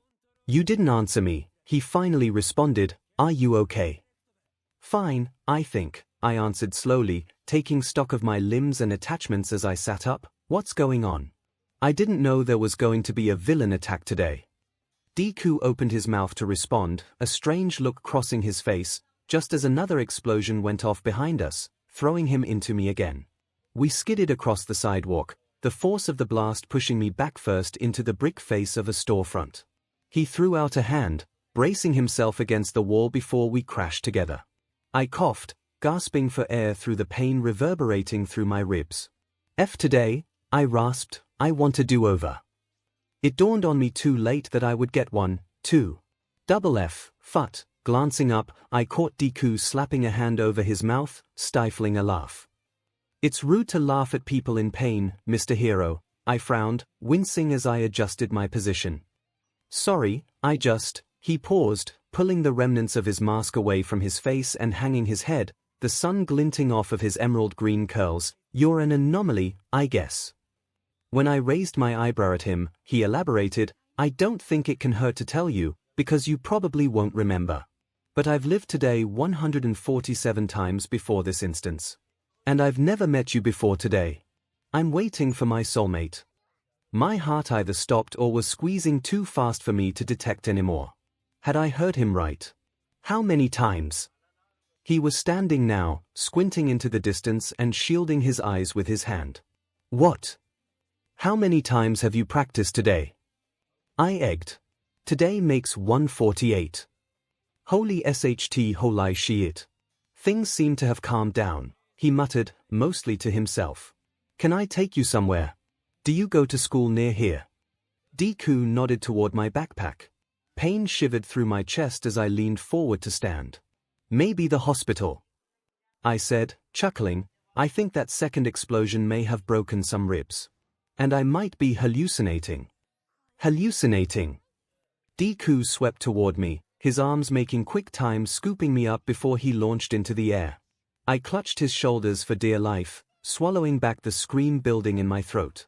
My eyes slammed shut, and I buried my face in his neck involuntarily.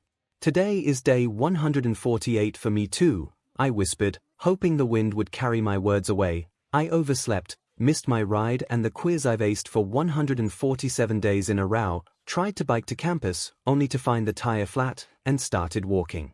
When I ran into you. For the first time. In 148 days. We landed in front of the hospital, and everything roared for a moment while my ears adjusted to the lack of whipping wind. I peeled away from Deku, embarrassed and quiet, only to find his cheeks flushed and his lips moving nearly imperceptibly. 𝐻𝐻𝐿d explain 𝐻𝐻𝐻𝐿's behavior and the deviation sin, he muttered under his breath, almost silent. Cute. Oh my god, cute. You can put me down now, I said, afraid of shaking him from his zoned-out headspace. Deku startled, and he stammered, why sorry. More gentle than I anticipated, he helped me down, careful not to jostle my back or chest. My hand lingered on his arm, for stability of course, and I wasn't sure what to say. Thanks for saving my life and breaking my ribs.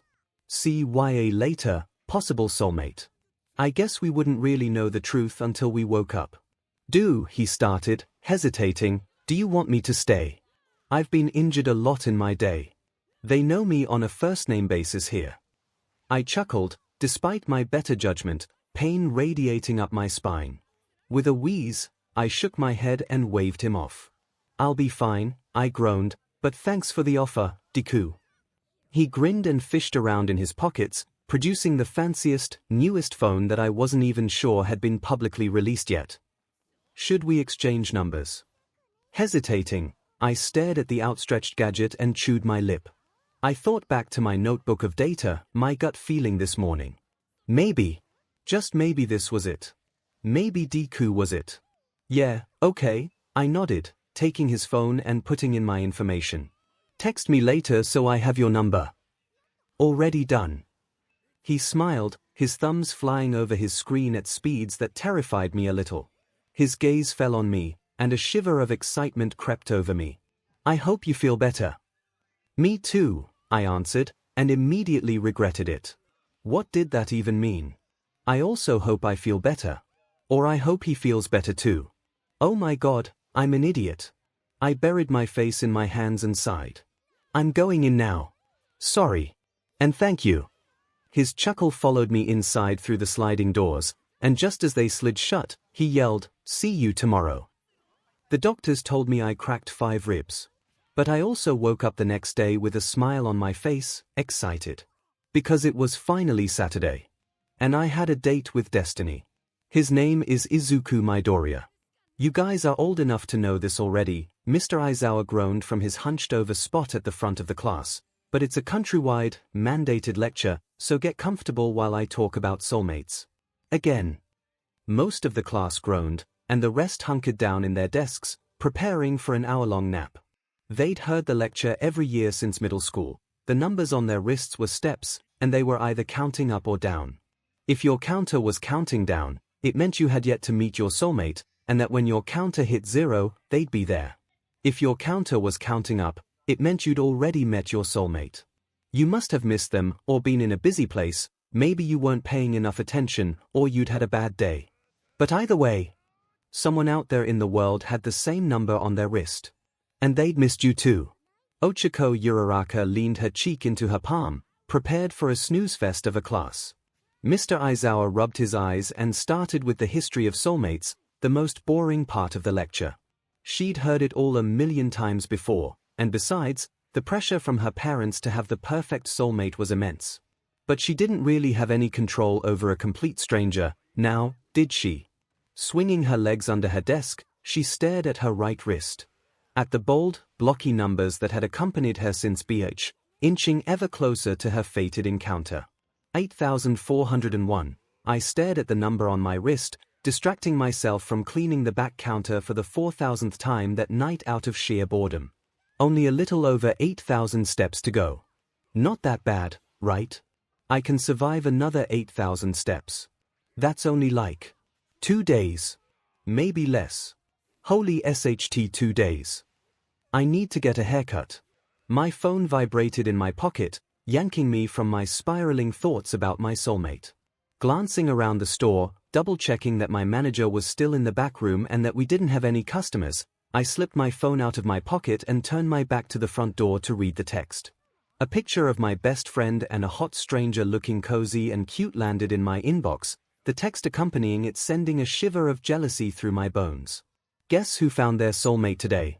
I bit back the sarcastic comment on my tongue and sent back a gamut of emojis plus congrats OMG.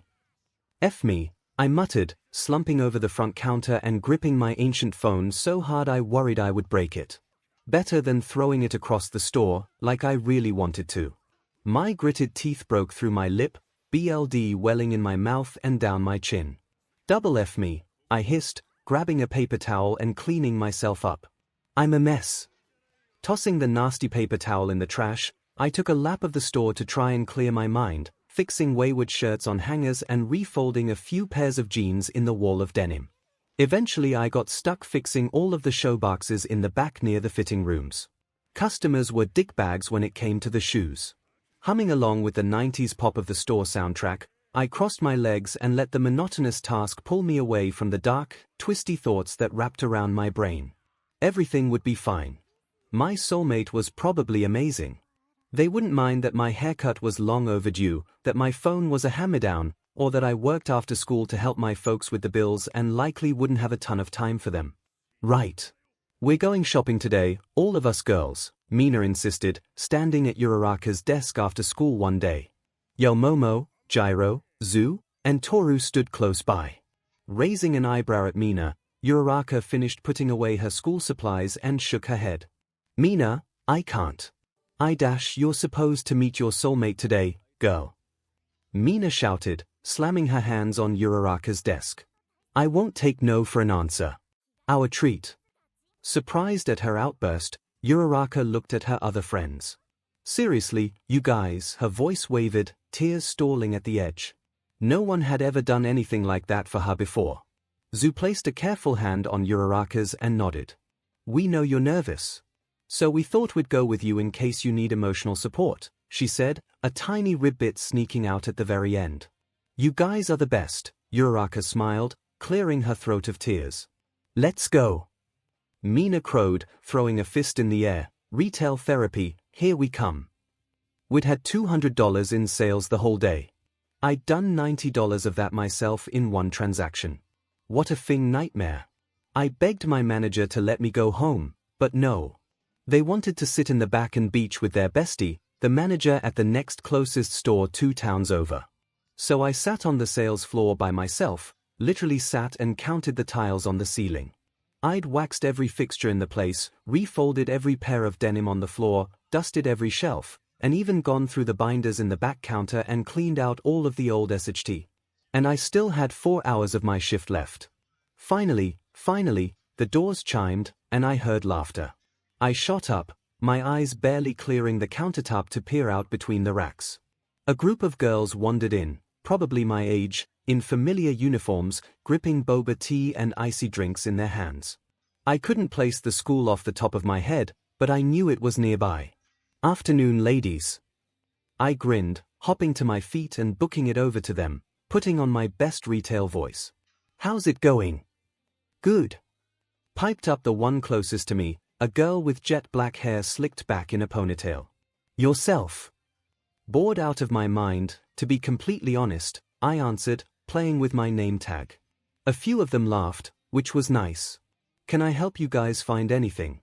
Looking for anything specific? They exchanged glances, and most of them shook their heads, smiling at me politely. One, though, gave me a 𝐻𝐻𝑇 grin. This young lady is looking for her soulmate. Any chance you have any of those in stock? Her pink arm snaked around her friend's neck, roping her in close despite her surprised expression. I stammered and stalled, words failing me for once in my life. Yeah, actually, I managed, tugging up the sleeve of my shirt and holding out my wrist. My eyes never left the brunette trapped in the pink girl's grasp, her flushed cheeks endearing in a strange way. Me. The brunette froze, looking me up and down. I shivered as her eyes raked over me, feeling exposed and examined like a bug under a magnifying glass, about to be fried to death by the sun. A smile bloomed across her face, sweet and honest, and she said, "How many steps do you have?" Glancing down, because I'd lost track over the course of the day, I answered, 4. Her laugh made me jerk my head up, making direct eye contact for the first time. "Me too," she mumbled. One of her friends squealed. And the pink one smacked their arm with a hissed, "Shut up." We closed the distance between us, indeed 4 steps apiece, and I held up my wrist. She aligned hers next to mine, both of them reading. "Whoa," I whispered. My stomach filled with butterflies as it all hit me, the appealing girl in front of me, my counter at 0, her counter also at 0. I had a soulmate. I found her. "What's your name?" I blurted, volume excessive for how close we were standing. "Sorry," I immediately added. She giggled, a sound I immediately deemed my favorite, and said, "It's 𝐒𝐭𝐻𝐿. 𝐒𝐿 𝐒𝐿. I'm going to UA. Holy as in," I muttered, my hand flying to my freshly cut hair, raking through it nervously. "My soulmate is a hero." Her friends laughed, and I backed up, suddenly reminded that they were there too. "Did I say something wrong?" I asked. 𝐒𝐿 shook her head and smiled. "No, it was perfect." "Perfect. It was perfect. Check 1 2, 1 2. Can anybody hear me?" Cool brick pressed against my back, concrete chilling my legs through my uniform. Tears streamed down my cheeks. It was unfair how appealing the weather was. I felt like it should be pouring cats and dogs, thundering and lightning, rain coming in sideways kinda sht out here. Not sunshiny, appealing blue skies with birds chirping and flowers swaying in the gentle breeze sorta Disney CRP. "You rang." I laughed, despite the lump of tears wadding up in my throat. I'd missed his deep voice, his dry humor. "I'm here too. Sorry I'm late. Why do you sound weird? And there's the sunshiny one."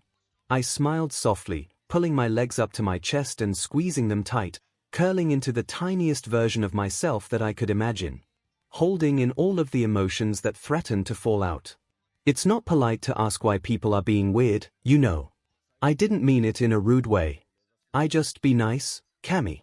"I'm super nice, thank you very much, Shin." The two of them bickered in my head, and I let them. It cheered me up, which was exactly what I called them for. I needed the distraction from the shitty day I was having. And sometimes, your soulmates are the only ones who can provide the kind of distraction you really need. Yeah, I know, soulmates. As in plural. Yes. You read me right. I have 2 soulmates. I know their names, Denki Kaminari and Hitoshi Shinso, but I've never met them. Not yet anyway. Kami and Shin apparently go to the same school, go figure, but we live in completely different parts of the country, and none of us have driver's licenses, so we can't just pop over to visit whenever we want. Plus, we're students, so we're broke. We text sometimes, but the whole voices in our heads thing is usually so much faster. We tried to meet up once, at the beach halfway between us, but something came up and neither of the boys showed. I sat on that beach for hours. Waiting. It was the worst day of my life. Until today. "Babe. You still there?" Kaminari's voice brought me back to the surface, dragging me up through the mental fog and memories. I sighed, which I knew they couldn't hear. "I'm here," I replied. "Sorry, I'm having an off day. I just wanted to hear your voices. I thought it would make me feel better." Tipping my head back, I closed my eyes and leaned against the brick of my school building. My head was pounding. Maybe it was all the crying. Or maybe it was something else. "Did it?" Shinso asked, his voice hesitant and soft. "Yeah," I smiled, "yeah. It did." "Well, I am full of feel-better vibes." Kaminari crowed, and I could practically hear him smiling, screwing up his face with determination. "Just tell me what I need to do, babe. I'll have you feeling better in no time flat." A weak chuckle slipped between my lips, and more tears fell down my cheeks. "Just tell me about your day," I suggested. "Distract me." Shinso asked, "You're sure you don't want to talk about Dash?" "One distraction, coming up," Kaminari said, cutting him off. They launched into another squabble, and it soothed my agitated mind. I let their voices chase each other around my mind, quelling my anxiety and calming my nerves. Everything would be fine. Hitoshi Shinso was not fine. He drummed his fingers on his desk, glancing at the clock. Absolutely nothing, no word, for 48 hours. Dead air. Radio silence. A wad of paper landed on his desk, and 𝐭 startled, fingers jumping away from the note. Mr. Aizawa continued his lecture, unfazed by any disturbances. 𝐭 plucked up the crumpled message and smoothed it out against his desk with his thin fingers. The ridges and folds soothed him in a weird way, the texture calming under his hands. Anything. Plopping his chin in his palm, 𝐭 glanced over his shoulder, across the room, at Kaminari. Denki wrenched his fingers through his blonde hair, his brow furrowed and focused on his notebook. His pen moved frantically, but 𝐭 doubted that it was because Denki was taking notes.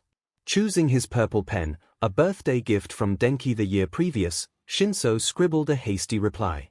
Nothing. He crumpled the note again and slid it to Momo behind him, who knew the final recipient was Kaminari and, in turn, passed it sideways. He dug his nails into his cheekbone to ground himself. Something was wrong, and 𝐭 knew it deep in his gut. The fear, though. The absolute terror of his soulmate not responding gnawed at his insides like a demon horde. Something bounced off of 𝐭's head, falling to the floor with a putter. He frowned and kept his eyes trained on Aizawa, just to see if their teacher had noticed the aggressive note passing. The lecture continued as usual, so 𝐭 leaned out of his seat and plucked the ball off of the linoleum while Aizawa wrote on the board, his back to the class. Lunch. You plus me game plan. 𝐭 looked over his shoulder, waiting to catch Denki's eye until he looked his way. Denki finally glanced over to see if the note had made it safely to its recipient, when he met 𝐭's troubled gaze. 𝐭 gave him a weak nod, which Denki returned. Neither of them could tell you what their lecture was about, their minds too busy buzzing with worry. I awoke to violets. My mouth tasted like envelope, glue and desert sand. Weak sunlight faded in from between the cracks in my blinds, barely illuminating the small hospital room my body was parked in with golden light. But the flowers kept stealing my attention. Bouquets of violets crowded my bedside table, the windowsill, and the corners of my room, soft bursts of blues and purples, indigos and lilacs filling every edge of my vision. It felt like a dream. Like I was living in a Ghibli movie. I pushed myself to sitting and reached for my phone, feeling around for it on the bedside table. My head throbbed, and my mind felt like all of the important bits had been replaced with cotton candy. But I supposed that was to be expected after surgery. Multiple texts waited for me as I turned my phone on, and I groaned at the amount from 𝐭 and Kami. Most of them were angry, worried, scared. 𝐭, where are you, love? 𝐭, why aren't you responding? Kami, babe, we're getting really worried. Please answer one of us. 𝐭, did we do something wrong? Kami, babe, please. The door to my open squeaked as it opened, drawing my attention. Two boys stood in the doorway, holding disposable coffee cups and laughing as they entered. Maybe they have the wrong room. I guessed, furrowing my brow, my head pounding in frustration at the gesture. They stiffened and turned to me in unison, nearly identical shock painted across their faces. The blonde broke first, a grin tearing across his face before he bolted across the room. Babe! He launched himself across the bed, draping his arms around my shoulders. Oh my God, I am so mad at you, but I don't even care because you're alive and awakened. And you're okay. Instinctively, my arms embraced the stranger back. My brain struggled to catch up through the medications and lingering sedation. Kami! I whispered, finally registering the babe and piecing it together. But it couldn't be. Kami and 𝐭 live so far away. And I didn't want them to worry. They didn't know about the surgery. There's no way. There is a way, said the purple-haired boy near the door. I glanced up at him, at the small smirk on his face, and the kind, tired eyes. We are heroes in training, you know. We're pretty smart when we put our heads together, he finished in his mind. My mouth dropped open. 𝐭. I gasped. Kaminari peeled away from me with the biggest grin on his face. Surprise. His blonde hair was ruffled from pouncing on me, sticking up at strange angles. But how? I stammered, brain straining to put all of the pieces together. I didn't say anything. I didn't dash, we texted you incessantly. And your mom finally texted back, 𝐭 explained, crossing the room and taking up the chair beside my bed. He ran a hand through his fluffy-looking lavender hair, and I had the urge to touch it myself to find out exactly how soft it was. Cheeks flaring lava-hot at the idea of my mother texting my soulmates and my weird Shinso hair thoughts, I buried my face in my hands. "Please tell me she didn't say anything incriminating," I muttered. "We got some excellent baby pictures after she gave us the hospital's address," Kaminari laughed, poking my arm playfully. "You were a chunky baby, babe." I groaned, and they laughed at my pain. "So mean."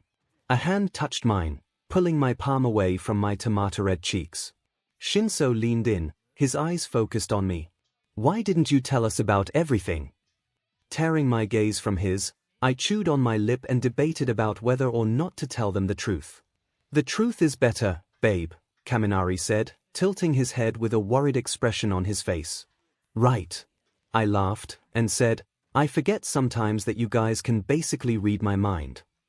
"Hard not to," Kaminari rolled his eyes. "You think constantly. Like, non-stop worrying about everything, babe. You might need to talk to someone about that." He reached out for my hand, and shoved into a vein on top, and ran his thumb over my knuckles softly. "Ouch, okay," I chuckled. "Thanks for the constructive feedback, love."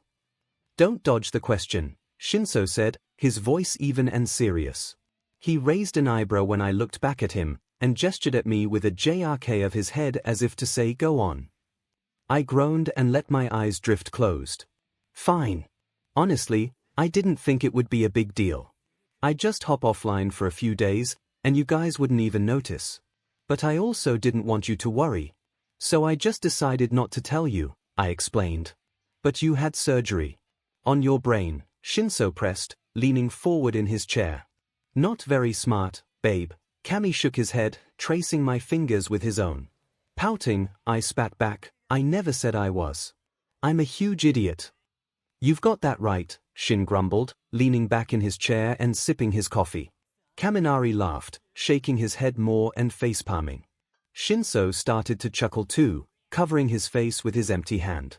Their laughing made me laugh too, and I joined in until my head pounded too hard to continue. "You guys are awfully mean to me even when I'm in the hospital," I complained, pinching the bridge of my nose.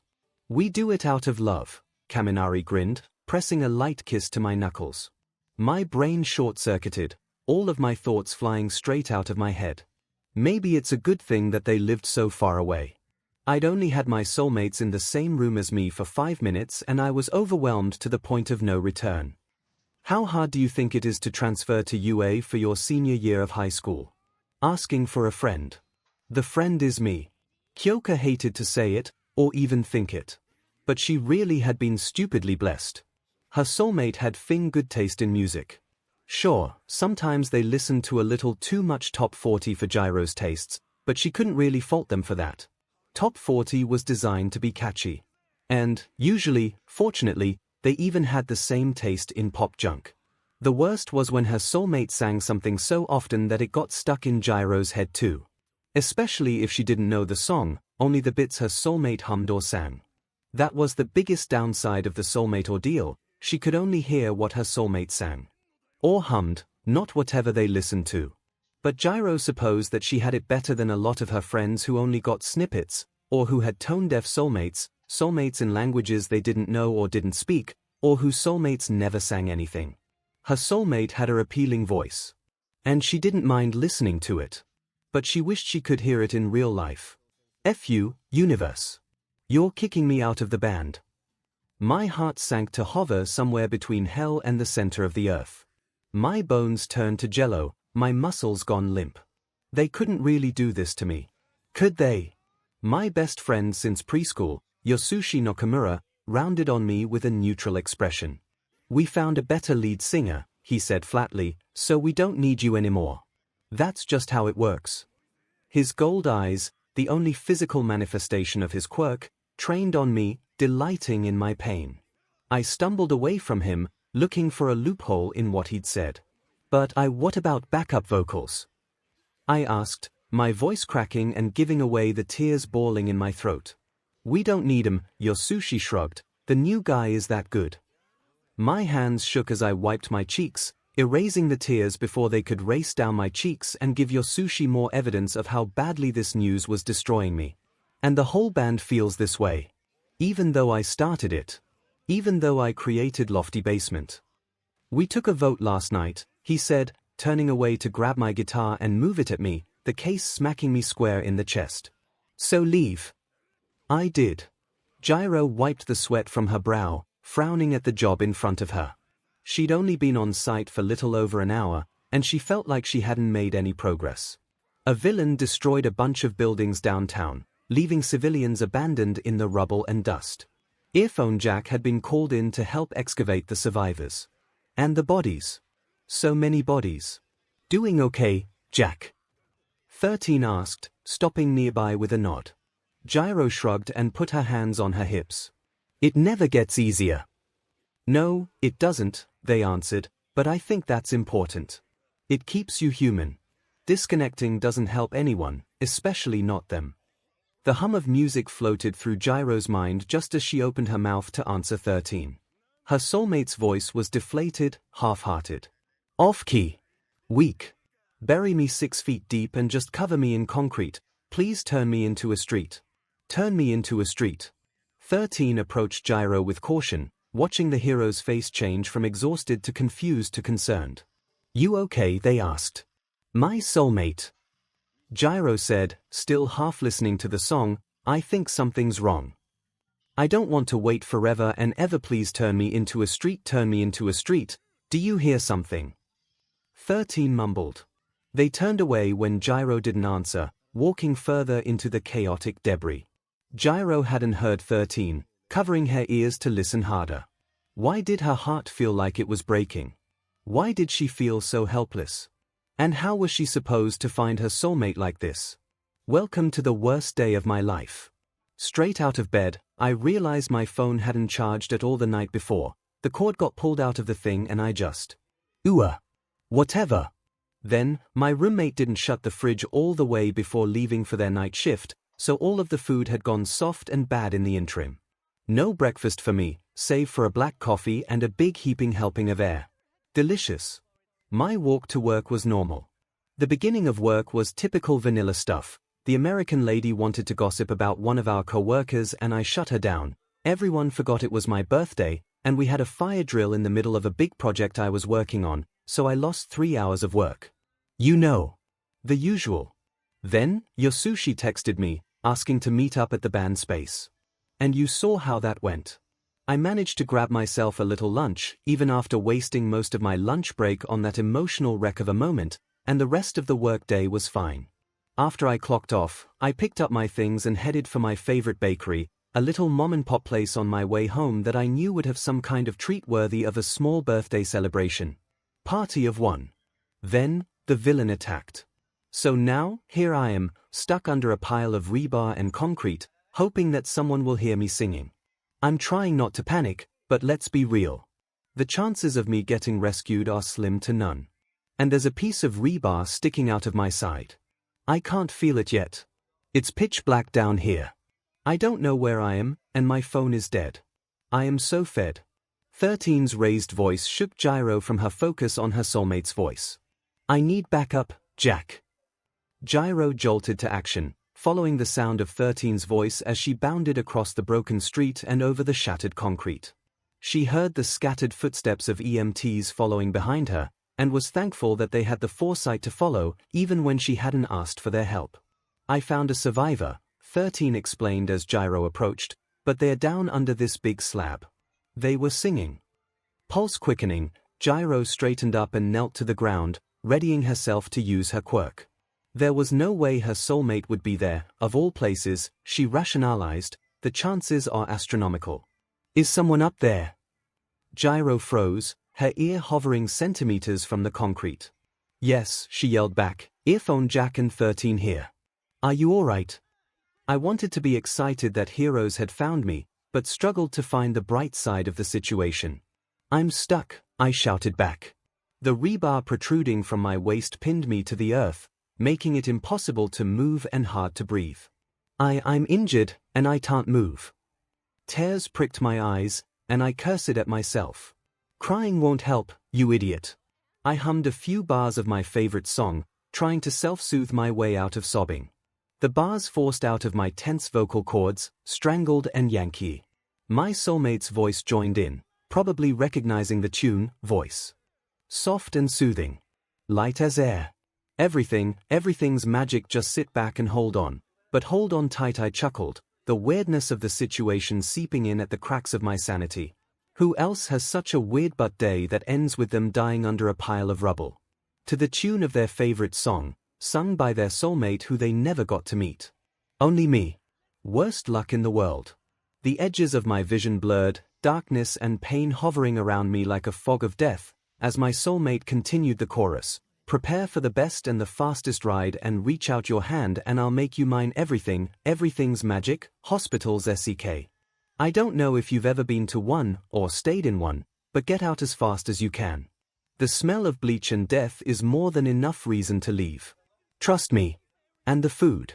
Don't get me started. When I woke up, a tray of juice and jello waited for me beside a mess of beeping, annoying machines. I frowned at them and forced myself to a seated position, leaning out to grab the tray cart and scoot it closer.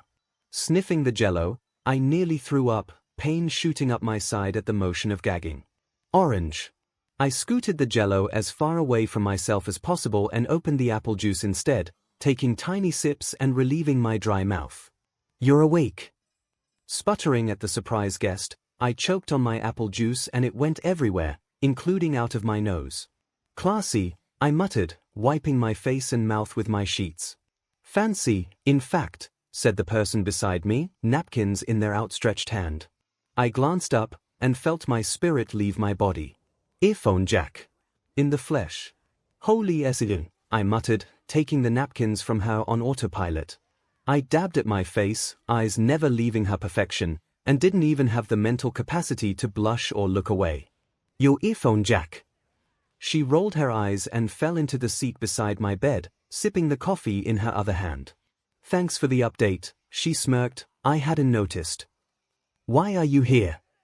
I blurted. Embarrassment finally sunk in, heat flooding my cheeks. I mean, not that I don't appreciate your company, but I don't think we've ever met, and I just feel a little confused. Sighing, she rested her cheek in her palm, resting her elbow on the arm of the chair. 13 and I rescued you from the debris left by that volcano villain, she explained between sips of her drink, and I didn't know it was a crime to check up on bystanders after they got skewered by rebar. I winced and felt my injury, hot needles of pain shooting through my core where my fingers grazed the bandage. Right, I grimaced. Thank you, sorry. And there's one other thing, she added, staring at the floor. She paused so long, I thought she'd forgotten to say the rest of the sentence. Which is? I prompted, fully invested in the second half of that comment. Earphone jack mumbled something under her breath, a dusting of pink appearing on her cheeks. I caught none of that, I admitted, crossing my arms to the best of my ability. You're my soulmate. Her face was screwed up in determination, brows furrowed and lips pursed tight. I must have looked like an idiot and sounded like one too. How do you know? See, only an idiot says that. She chewed the inside of her lip, cute, and said, I heard you humming your favorite song while you were down there. That's how I knew. The memory was hazy, but I remembered my soulmate answering, finishing the chorus for me before I blacked out. You know the song. I had to look it up, she said, a half-smile forming on her face. You sing it all the time. I shrugged, pain shooting through me at the gesture, and hissed, it's a really good song. She laughed, and said, I'm 𝐂𝐭𝐲, by the way. 𝐂𝐭𝐻, I whispered, rolling her name around on my tongue. My soulmate is earphone jack. Yeah, don't go telling everyone that, she smirked. I flopped back onto my pillows and covered my hot cheeks with my cool fingers. I won't. I promise. Pinky promise it. Holding out my finger for hers without looking, I felt her pinky wrap around mine. Our hands rested on my hospital bed mattress. Despite everything that happened, I was happy. How weird. Thank you, universe. Hello, appealing. 2 words, haunting me my whole life. They've been inked on my wrist since 𝐒𝐲𝐽, dark as midnight and innocent as sunrise. I've yet to find their owner, and I don't know that I ever will. It's taken me a long time to accept that. As the heir to the throne of my father's kingdom, I likely won't be able to marry the soulmate whose first thought of me is tattooed on my wrist. I have to put my people first. Because that's what you do when you rule. On a list of people that matter, every single one of your citizens comes before you in importance. And you settle into the slot of last place. That's Kingdom Training Day 1 stuff, folks. I'll catch you up a little, shall I? 𝐒𝐻𝐼𝐺 stood at the castle gates, grin wide and confidence brimming, his hands propped on his hips. It was his first day as a royal knight. The first day of his new life. Ever since that evil wizard cursed him and stole all of 𝐒𝐻𝐼𝐺's magic, rendering his magician's apprenticeship less than useless, he'd struggled to find a new purpose in life. But now he had a second chance. Well, he sighed to himself, can't stare all day. He walked over to the nearest guard and explained the situation, mentioning that his best friend, Tamaki Imagiki, already worked at the palace as a knight. A captain, if he remembered right. The guard looked him up and down before squinting at him. Do you have any proof? They spat. Proof? We had an assassination attempt earlier in the week, the guard explained, voice hushed as if confiding in 𝐒𝐻𝐼𝐺. If you are who you say you are, then you'll have proof to back up that. You are who you say you are. A shiver ran through 𝐒𝐻𝐼𝐺, like ice down his back. Assassination attempts. Tamaki hadn't mentioned anything at the tavern the night previous. Or ever. Sure, 𝐒𝐻𝐼𝐺 chuckled nervously, patting down his pockets, let me just dash, there you are.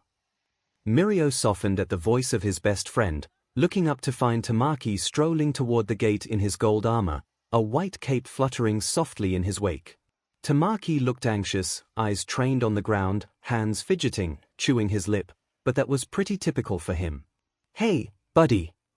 𝐒𝐻𝐼𝐺 grinned and waved, I was just trying to get proof for this gentleman that I'm here for my first day of night time. Night stuff. Nightness. No, I like night time. Tamaki rolled his eyes and looked at the guard, jerking his thumb at 𝐒𝐻𝐼𝐺. He's with me. The guard nodded approvingly and pulled a lever inside of his booth. You got it, Captain Imagiki. The wrought iron gate slid open with a horrendous screeching, and 𝐒𝐻𝐼𝐺 couldn't help but smile at the sight. It felt like the castle was welcoming him with open arms. Finally. No. I'm not a child. I don't need a babysitter. Fury barely contained, I kept my eyes trained on my target, and my teeth clenched tight. I let my arrow free, only to have it miss the target completely, burying itself in the neatly trimmed hedge behind. Too tense. I groaned, reached for another arrow from my quiver, and nocked it. My father crossed his arms, wrinkling his purple velvet coat. The gold trim and buttons on it were a nice touch on the part of the royal dresses, I must admit. They really emphasized Dad's flaxen hair. But the shoulders were far too stiff for him to convey his emotions properly.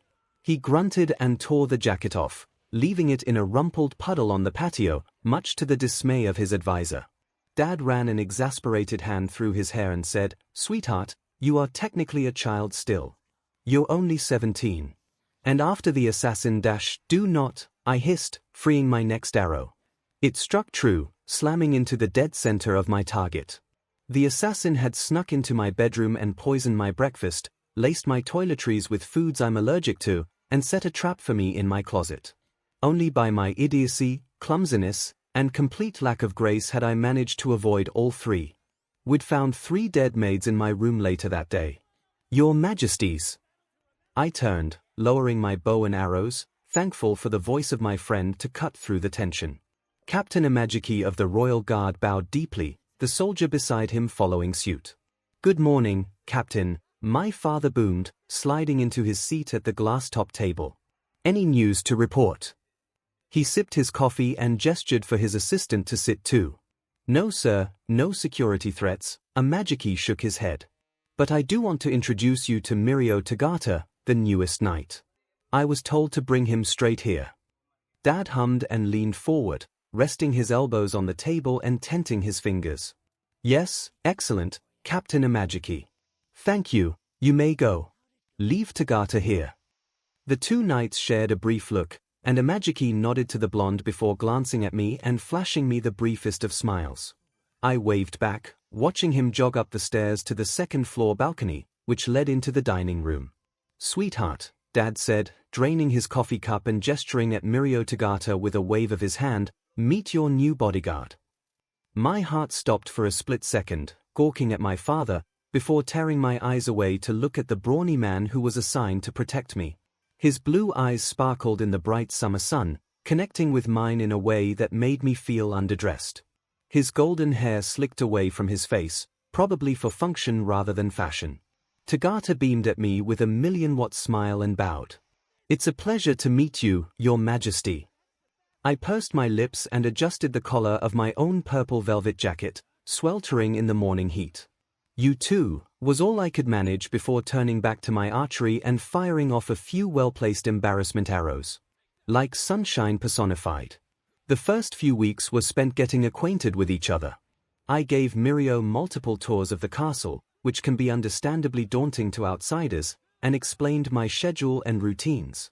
He told me about his life growing up outside of the castle, which I took mental notes about, hanging off of every word.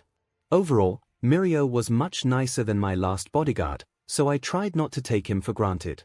My favorite thing was that he always had a nice joke for me first thing when I woke up, even if it was kind of dumb. "Your Majesty, good morning. I have a new joke for you today." He'd say, "What did the fisherman say to the magician?" When I couldn't come up with the answer, mostly due to lack of caffeine, he'd say, "Pick a cod, any cod." I'd chuckle, usually because the punchline would take a while to sink in before I really got it, still waking up, but the sight of Mirio bent double, roaring with laughter at his own joke was worth it. Our favorite together activity was to skip my suitor meetings that my father set up, because usually the royalty from the other kingdoms wanted to be there just as much as I did, which was not at all. "Haven't seen them?" Mirio would chuckle, "Maybe check the library. Or have you tried the gardens?" And then he'd run off and join me in the hidden passages behind my room, and we'd spend the whole day exploring and adventuring and blowing off my kingdom training. Mirio's favorite part of being my bodyguard was tasting my food. He hardly ever considered that it might be poisoned. "At least I'll die full of deliciousness," he'd always sigh. I mean, he's not wrong. There are worse ways to go. "You need to try this," I said one day, holding out a forkful of the best chocolate cheesecake I'd ever tasted, drizzled with a strawberry sauce that rivaled the nectar of the gods. Mirio grinned from his spot near my floor-to-ceiling windows, peeking around my balcony once more before joining me at the small, white dining table nestled into the corner of my bedroom. He reached to take the golden fork from my hand, and I withdrew. Mirio raised an eyebrow, and I merely swatted his hand away, raising the fork again. He allowed me to feed him one bite of the cheesecake, a strange squiggling sensation filling my stomach as Mirio's eyes fluttered shut and he hummed in satisfaction. "Oh my God," he laughed, "wow." He opened his eyes and made eye contact with me, his cheeks immediately flushing. I mean it's fine." I pursed my lips to keep from grinning, and scooted my cider closer toward him. He sipped it without a word and avoided my gaze. "What?" He finally groaned, "Did I do something wrong?"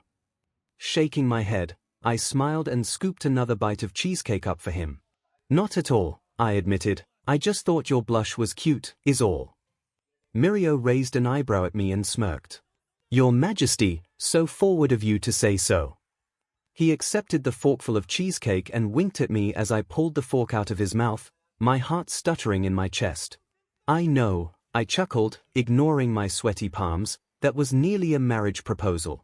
Don't tell my father." We burst into giggles and shared my bottle of cider until it was empty, late into the night. "Well, there have been a suspicious lack of assassins since I joined the team," Mirio pointed out. We were on our daily walk of the castle grounds, taking the longest route possible, which snaked through the hedge maze, every garden and greenhouse, and around each fountain. "You are correct," I nodded, keeping my eyes trained on the ground, looking for suspiciously large rocks that might trip me or uneven ground that might send me to my butt. "Maybe you're my good luck charm." Mirio had the gall to look surprised and placed a hand over his heart with a thunk of armor on armor. "Your Majesty." Someone might think that you've developed feelings for your bodyguard if you keep up all of these compliments. I knew he was just teasing, but I leaned into his jokes. Well, with the way you follow me around everywhere, one could say the same for you, Mirio Tagata. I squinted up at him through the sunshine with an easy smile, and chuckled. Hey, I have never once denied that I had feelings for you, Your Majesty, he shrugged. Let's make that clear right now. I froze in the middle of the maze path, my parasol falling from my shoulder to the dirt. My heartbeat pounded in my ears, and I think I left my tongue about 100 paces back. Had I heard him right? Did he just dash? Come on, Your Majesty, Mirio said with a jerk of his head and a gentle hand on my elbow. You've got violin lessons in 20 minutes. Wouldn't want Madam Midnight to get upset because you're late. Again. He plucked my parasol up from the dirt and shook it clean, handing it back with the softest of smiles. Ready? Not in the slightest. Mirio paced back and forth in front of my windows, his sword drawn and lips bloody from chewing on them. I watched him from my perch at the head of my bed, curled up under my blankets with a book. There had been a threatening letter sent to the castle, saying that I was going to die within a fortnight of the letter's arrival. Tonight was the last night. Mirio let out an anxious groan, and I rolled my eyes, letting my book fall to my lap. On top of the death threats, I was sick with some kind of summer cold and beaten bruised from my combat practice, so I was at the end of my rope already. Mirio, would it kill you to relax? I sighed. I curled toward the small fire flickering in my fireplace, hoping for some warmth to soothe my cold fingers and toes. It might, he replied, it could kill you too. That's why I can't. He never stopped pacing, his eyes flitting back and forth across my balcony and then to my bedroom door, to the entrance of the secret passage concealed behind my wardrobe, and back to my balcony. It's my job to protect you, and I take that very seriously, Your Majesty.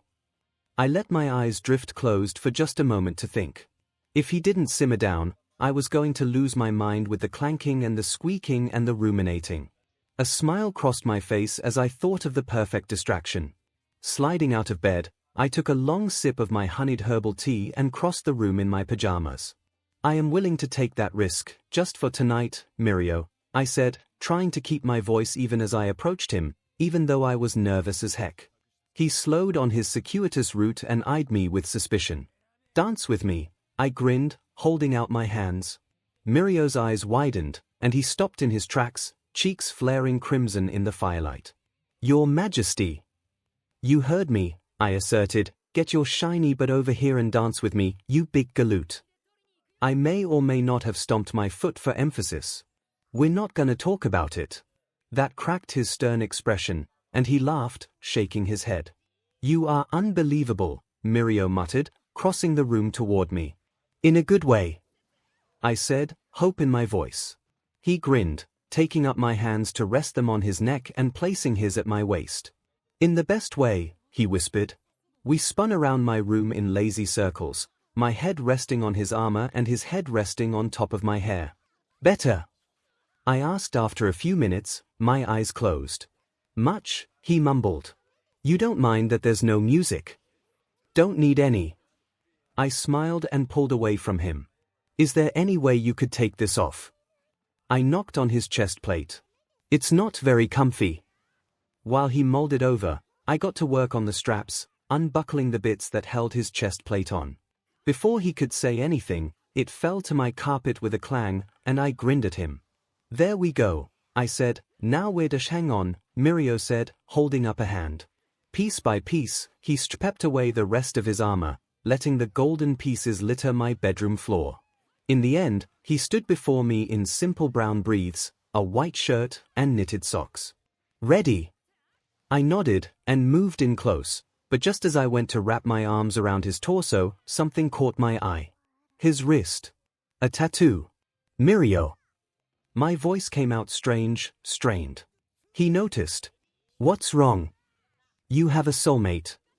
I asked, glancing up at him briefly before drilling my gaze into his wrist once more. Mirio shrugged. Not exactly, he said, I haven't met them yet. But maybe someday, you know. His shirt obscured the words, but I could tell he had something there. Can I see? I asked, my nerves wadding in my throat, making it hard to breathe. Sure, I guess, he smiled. He rolled up his sleeve to his elbow and turned to stand behind me so I could read the words tattooed on his wrist in the right direction. Like sunshine personified, my heart skipped a beat. And then one more for good measure. My mouth opened and closed, gaping like a fish. I didn't know what to say. Hadn't I dash? Wasn't that what dash? What's wrong? He asked, his breath warm on my neck, sending shivers up my spine. 𝐒𝐿 spoke directly into my ear, his lips brushing the outer rim on certain words. It drove me mad. Do you know my soulmate? Your Majesty. Rather than answer, I raised my own wrist, cuffing my pajama sleeve up to my elbow to reveal my own words. Hello, appealing. 𝐒𝐿 stiffened. His arms wrapped around me, fingers gripping my wrist like I was made of sugar and the lightest of touches would make me melt. This is me, he managed, voice low in my ear. This is what I thought when I first saw you. I tapped his wrist with a delicate finger, my heartbeat thundering in my ears. My brain was struggling to catch up, positive that I was dreaming. Me too, I whispered, just loud enough for him to hear me. With his two strong hands on my shoulders, 𝐒𝐿 turned me to face him. My cheeks flushed with nerves and excitement, I hesitated to meet his eyes, but he tilted my chin up with the gentlest of gestures. Your Majesty? He asked, soft and low. 𝐒𝐿. I answered, eyes caught between looking at his startling blues and his lips. I'd like to kiss you now, he confessed, if that's all right with you. A smile crept across my face, and I nodded, struggling to find the words. He leaned in, our noses brushing to build the anticipation, and our lips finally found each other. 𝐒𝐿 Tagata tastes like BLD and sunshine. I've been chasing this peppermint-haired BSTRD for 5 years. Shoto. His appealing, irritating face haunts me in my dreams. That stoic smirk of his taunts me from every television screen. His flames dance behind my eyes whenever I blink. I'm reminded of his flawless eyes every time goosebumps creep over my skin. At every turn, he thwarts my attempts at revenge. Revenge is all I think about, crushing Shoto's perfect face beneath my boot, watching the life drain from his eyes just like I had to see it happen with my sister, my brother, and my dad. It's the least I can do to endeavor for burning down my entire block during a fight with a villain so recklessly. For obliterating my apartment building. For leaving us all there in the rubble. For murdering my family. Destroying his stupid perfect trophy child should get my point across. Right. Why can't they just stay home for once? Shoto Todoroki sighed as he skated his way downtown, creating an ice path in front of him with one hand and melting it behind him with the other. Pedestrians jumped out of his way, snapping pictures and waving as he breezed past. Todoroki hated showboating, but he reluctantly waved back out of fear of becoming a hero pariah like his father. He didn't love being the third best hero in Japan, but he didn't want the #1 spot. Deku could keep it. Todoroki just wanted people to like him more than his father. To leave a better legacy behind. Smoke rose from between the buildings downtown, rising into the piercing blue summer sky, disappearing into the clouds. What have they done this time? Shoto rolled his eyes and slipped between two stalled cars, popping out the other side and straight into the belly of the chaos. He erased the last of his ice slide with a spurt of fire before turning to face the nightmare head-on. Shoto's self-proclaimed nemesis, Prism, stood in the center of the intersection, aiming beams of light at parked cars until the gas tanks blew, ricocheting the brightness off of the towering office buildings to scare off flying heroes and clear the airspace, and refracting the reflections off of the puddles, blinding bystanders and sending them running. Just another day at the office, Shoto thought to himself. He released the tension in his shoulders and strolled into the chaos in front of him, preparing for the worst but secretly hoping this would all be over quickly so he could go home and take a nap. Shoto. So nice of you to finally make it to your imminent demise. I'd only been causing a ruckus for nearly an hour. It wasn't nice to keep your rival waiting, and I told Shoto as much. He rolled his eyes, how rude, and frowned at me. Prism, cut the 𝐿. Shoto sighed, I don't have the emotional bandwidth to deal with your CRP today. Let's just reschedule my demise for a different day and call it good. Deal. My jaw dropped. Did he think this was a joke? Are you being serious right now? I hissed, stepping closer to him. My fists shook with fury. My revenge is not a joking matter, Shoto. I was hardly keeping it together, the glare off of the nearest UN melted cars brightening and warping in my vision. We both glanced up as a drone passed by, marked with the insignia from the local TV station. Shoto's eyes widened, just barely. Revenge, he managed, backing away from me. No. No way. Have you not been listening to me for the past 5 years, Shoto? I screeched, a beam of light firing from my hand on accident. SHT got a focus. Only one person is dying today, and it's Shoto Todoroki. Calm down. Your father murdered my family, so I'm going to murder his. Plain and simple, Shoto. He raised his hands, and I saw his attack coming from a mile away. After 5 years of being his nemesis, I knew what he was going to do before he could finish his thoughts. I'd experienced and re-watched enough of our battles to have him memorized. Shoto threw up an ice wall around the perimeter of the intersection, trying to protect nosy bystanders from our inevitable showdown. I broke into a sprint, the concrete sending jarring feedback up my bones as I sped at Shoto. He preferred long-range attacks, so I'd have to squeeze in close. Today I'd get revenge. I loosed a barrage of refractions at Shoto. Focused light pinpointing at his stupid face to blind and distract him, and closed the gap between us to land a flurry of blows to his stomach and chest. None of it seemed to be hurting him, but I didn't dare chalk it up to his physique or his fancy high school he went to. Spinning away as he raised his spicy hand, I cartwheeled out of reach and tried to drum up a new plan. Shoto grimaced and we locked eyes, a horrifying feeling seeping over my skin like a deer in headlights as he threw his hand toward me. A tunnel of fire consumed me whole, whirling and liking at my skin, my hair, my clothes. I screamed out of terror. Out of desperation. Out of guilt. But not out of pain. Tears chased each other down my cheeks, only to be eaten away by the residual heat as the fire tornado dissipated. I gasped as the blue sky shot back into stunning clarity, my eyes stinging at the change in color. My legs gave out, I think from shock. Concrete tore my palms as I caught myself on the way down. I could hear thundering footsteps, but the thoughts wouldn't piece together, the words wouldn't stick. I'm alive. I'm alive. Shoto's face bloomed in my vision, appealing and disgusting and perfect despite the furrow in his brow. My usual instinct to punch it to death got squashed beneath my confusion. How was all I could manage, my voice a whisper as I stared into his gray and blue eyes. It was unfair that he was so pretty. His hand found my cheek, and I flinched away from his touch.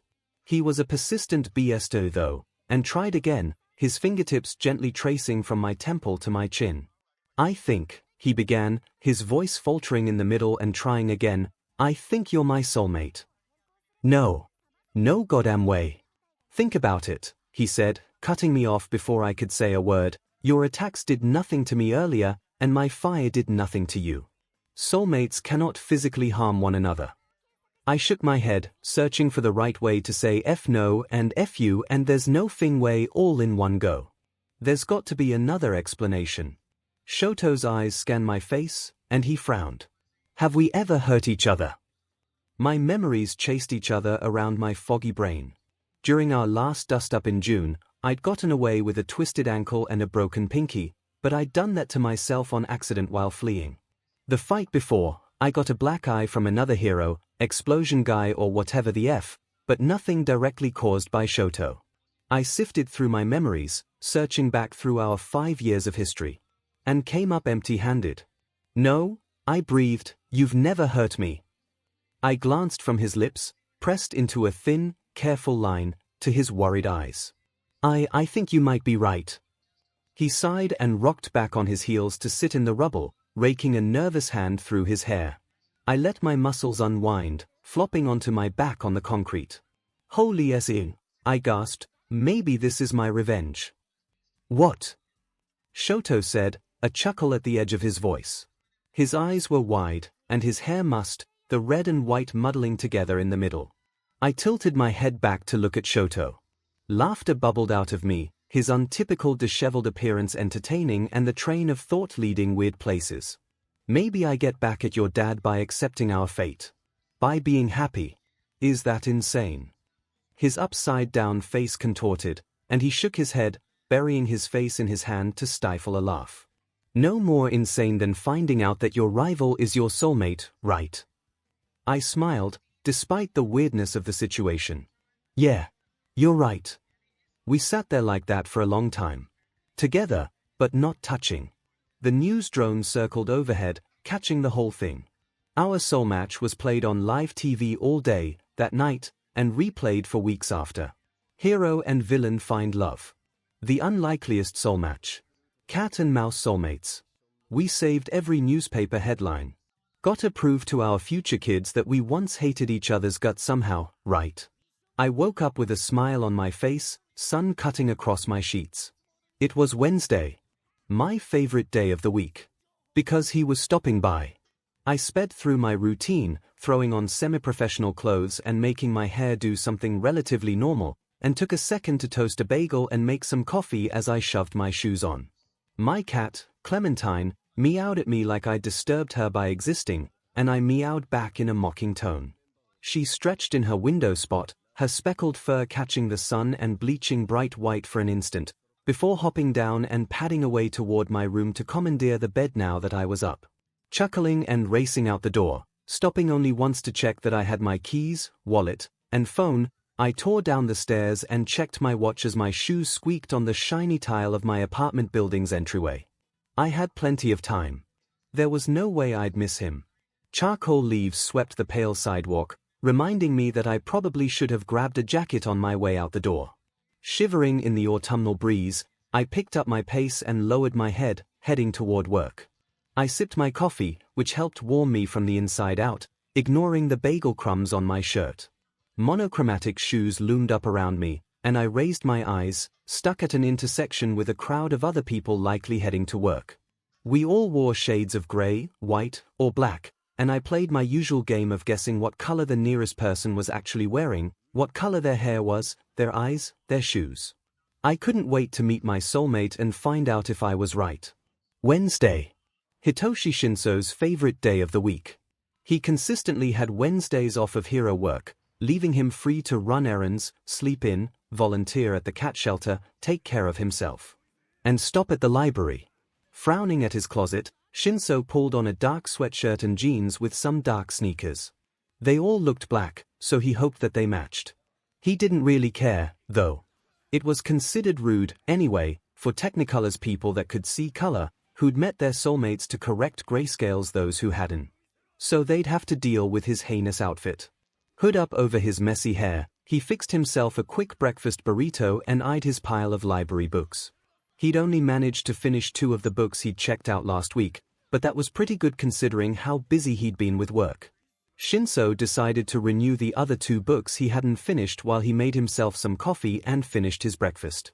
His work phone vibrated across the granite countertop, screen bright white with a notification. Shinso grunted at it and ignored it, crossing to his window with his Deku coffee cup cradled in his palms. Clouds pressed down over the city, swollen with rain and threatening to burst. Wind ruffled the trees down his lane, tossing leaves skyward and pressing them to his windows. Hope they grabbed an umbrella. He rolled his eyes at himself, sipping his black coffee and scowling at his reflection in the glass. The thrumming of his heart in his chest was unwelcome and unfamiliar, but he knew what caused it. His stupid crush. Shinso fleetingly wondered if he should skip the library, avoid them altogether for the sake of his poor hormones. But he couldn't rationalize accruing late fees to avoid stirring up his feelings. Shinso would just have to pluck up his courage and pretend everything was fine. Easier said than done, though. Every time the door buzzed, my heart slammed into my throat. Only to be disappointed when my favorite patron didn't enter through the library doors. Wednesdays simultaneously scared and were amazing for that exact reason. Hitoshi Shinso had total control of my emotions, and I don't think he had any idea. "You need to take a chill pill," chuckled my coworker, Azami Jackson, as she finished ringing up a family and waved them off with a genuine smile. I sighed and crumpled behind the front counter, tucking into a little ball and resting my forehead on my knees. I know, I admitted with a groan, I'm a mess. A volcanic mess of epic proportions, 𝐒𝐻𝐼 corrected, tucking her chin-length black hair behind her ear, revealing a line of small piercings along the rim of her ear. You should just touch his hand when you go to grab his library card. Something simple. It'll let you know if it's for real or not. Just the thought of touching ♯♯'s hand sent my stomach into knots, and I shook my head vigorously. No way. Can't do it. Moon's in reverse or something. 𝐒𝐻𝐼 laughed and started sorting a pile of books on the back counter. I'm pretty sure if the moon was in reverse, we'd all be dead. Whatever, you know what I mean, I hissed, letting my arms flop limply to the ground. I tilted my head to look up at 𝐒𝐻𝐼, who had met her soulmate, Tokoyami, in high school. Sighing, I said, "You're so lucky, 𝐒𝐻𝐼." She sputtered and eyed me, fixing a torn cover on a Twilight book. You wouldn't agree if you could see your outfit, she teased, a smirk tugging her lips. Hey! I scoffed. Do you actually work here, or are you just pretending for my sake? His gravelly voice sent shivers up my spine, and I scrambled to my feet. Hitoshi ♯♯ stood at the front desk, dressed in all black with his hood up over his fluffy hair I longed to touch. A half-smile lit his tired face like a spotlight, highlighting him in all the right places. Morning, he said, sliding his pile of books toward me and leaning on the counter. Morning, ♯♯, I answered, a little bit breathless from standing so quickly. Get it together. Clearing my throat, I stepped up to the ancient computer at my station and logged in with a complicated string of keystrokes. Punctual as always. What can I do for you? He opened his mouth to give a snarky answer and reached into his pocket to grab something, probably his wallet for his library card, when the whole building began to tremble, dust and plaster shaking loose from the old building with a terrifying groan. ♯♯'s sleepy eyes blew wide, and he turned to look around the first floor. Something exploded through the side of the library, tearing a gaping hole through the mystery section and destroying everything in its path as it skidded to a stop in the center of the library. The other patrons ran for it, screaming and scrambling for safety. I froze, realizing what had settled into the midst of the stacks was a city bus. Someone, or something, had thrown a bus through the wall. There was a whole but bus in the children's section. Get down! ♯♯ was over the counter in a flash, his hand on my head, pushing me down behind the front desk. He cradled me to his chest as he peered over the countertop, looking for intruders or villains. 𝐒𝐻𝐼 crept closer to us on hands and knees, her phone in her hands. Cog is on his way, she said, her voice eerily even despite the circumstances. He said Mount Lady is fighting some kind of villain down here and to stay safe. If I didn't know her better, I wouldn't have caught her hands trembling in the dust, or the clench of her jaw when she finished speaking. ♯♯ nodded and peeled me away from his chest. Are you 𝐻♯? We froze, his words broken off mid-sentence. His hair was indigo. Indigo. My hands found their way to his cheeks, cupping his face to hold him still while I stared at his eyes, violet. Stunningly violet. Are you seeing this too? I gasped, my voice coming out wispy and thin. He nodded, looking me up and down, biting back a chuckle. What are you wearing? Confused, I looked down, and choked on a laugh. My dress breathes were cherry red, matched with an alarmingly yellow top and neon green shoes. I'm a horrendous stoplight, I giggled, and turned to 𝐒𝐻𝐼. I'm so sorry. I told you so, and you should be, she smiled. ♯♯ pulled me back to him with a tug on my collar. I've probably got to go help with that, he grimaced, nodding toward the gaping hole in the wall. Can you go get somewhere safe? Yeah, Weiss, I stammered, watching as he extricated himself from my grip. You'll be safe, right? He grinned and pulled his wallet, phone, and keys from his pockets, handing them all to me before pecking me on the cheek and standing. Promise. ♯♯ took off into the debris, launching himself out of the hole with more grace than probably necessary. It took a moment for the air to start working again, my lungs working double time to re-oxygenate my poor brain. Wednesdays, am I right? 𝐒𝐻𝐼 groaned from my side, settling into place beside me. Right? I nodded, overwhelmed by the color of, well, everything. Had our counters always been this horrendously orange wood? Were our walls always this soft blue? What color were my eyes? Wednesdays. Fumikage Tokoyami didn't believe in the whole soulmate thing. Sure, he'd been born with a necklace. Same as everyone else in the world. It warmed when his soulmate touched their matching crescent pendant, or so he'd been told, and loosened when they were close. But he'd given up hope that they actually existed. Given up hope that he'd ever be able to remove the DMN thing.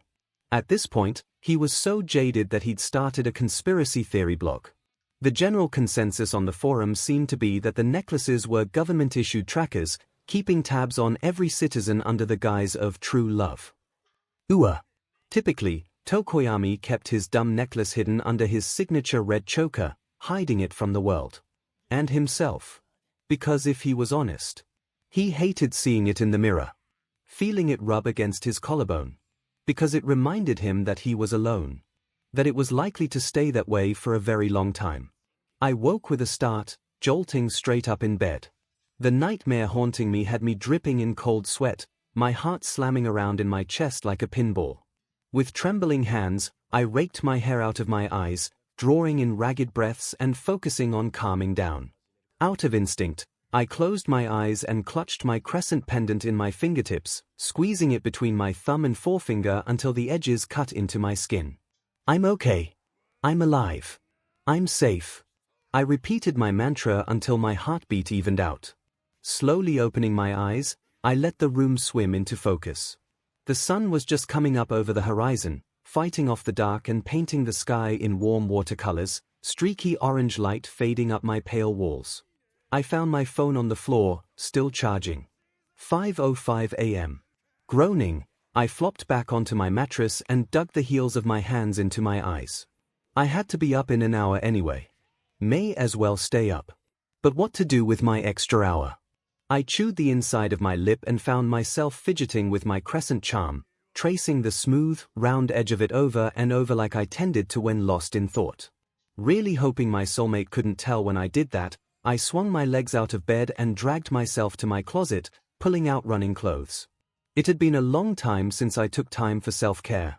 And after that nightmare, I needed it.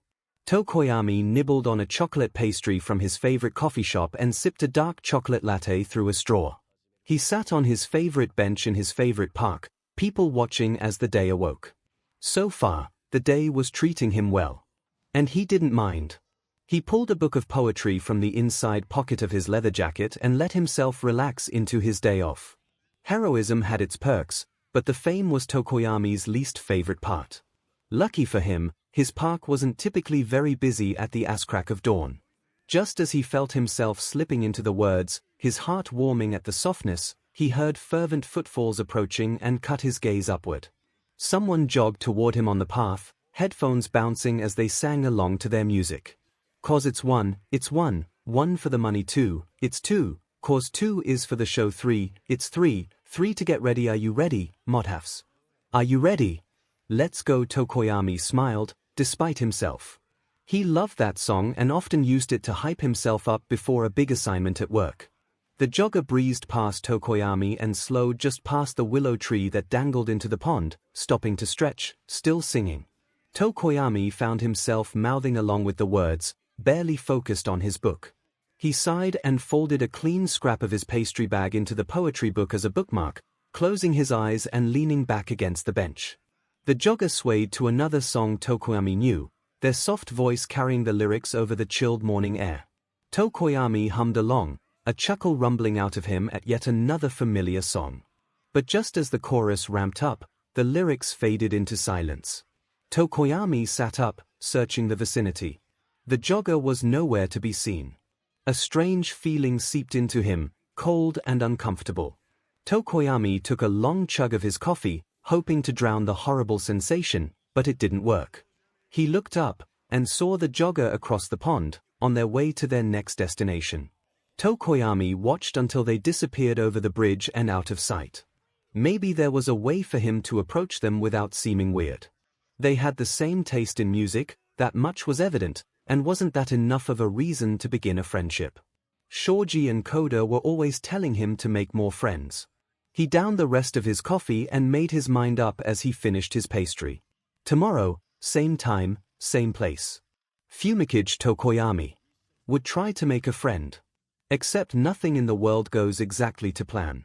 I didn't manage to go on a run again for a week. Life, you know.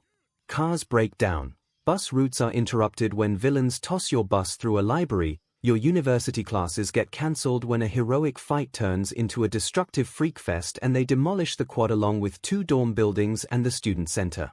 Yeah. Real nice. Not stressful at all. But I managed to wake up early one morning and prep for a run, vowing to ignore my problems for an hour while I jogged my stress away. I turned my old iPod Classic on and cranked the volume, drowning out my voice as I sang and ran. My shadow stretched across the pavement as I zoomed across town toward the park. The music kept me focused, let me tune out the sleepy world around me.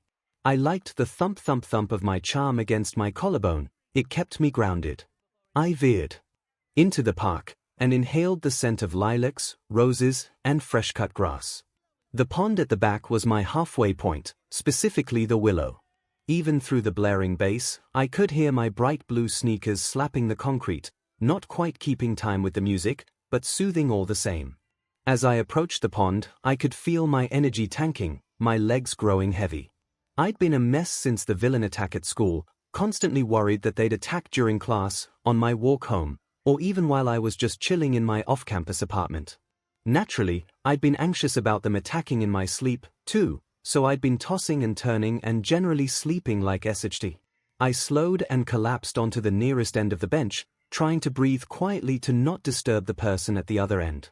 My eyes slid shut as I hung my head between my legs, hoping the concrete would stop swimming beneath me.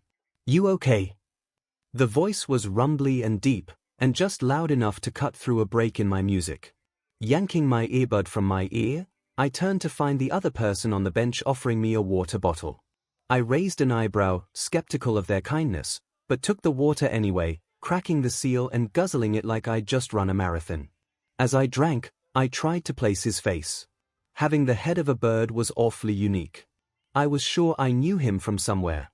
He leveled his gaze at me, and waited for me to stop before speaking again. "You didn't answer the question." "To be fair," I countered, "you are a stranger who maybe just poisoned me." He laughed at that, the chuckle low and warm in his chest.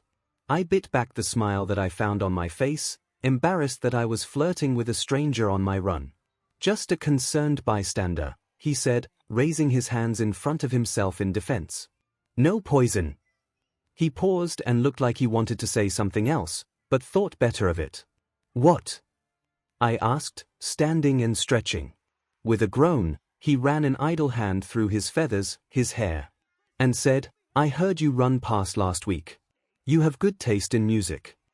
"Oh." I smiled, what was I listening to? I reached down to the ground, stretching the backs of my legs. "One for the Money by Escape the Fate," he answered, staring into his coffee cup. I listen to it before raids or villain fights sometimes." The realization struck me like a lightning bolt. I shot up, and looked him up and down.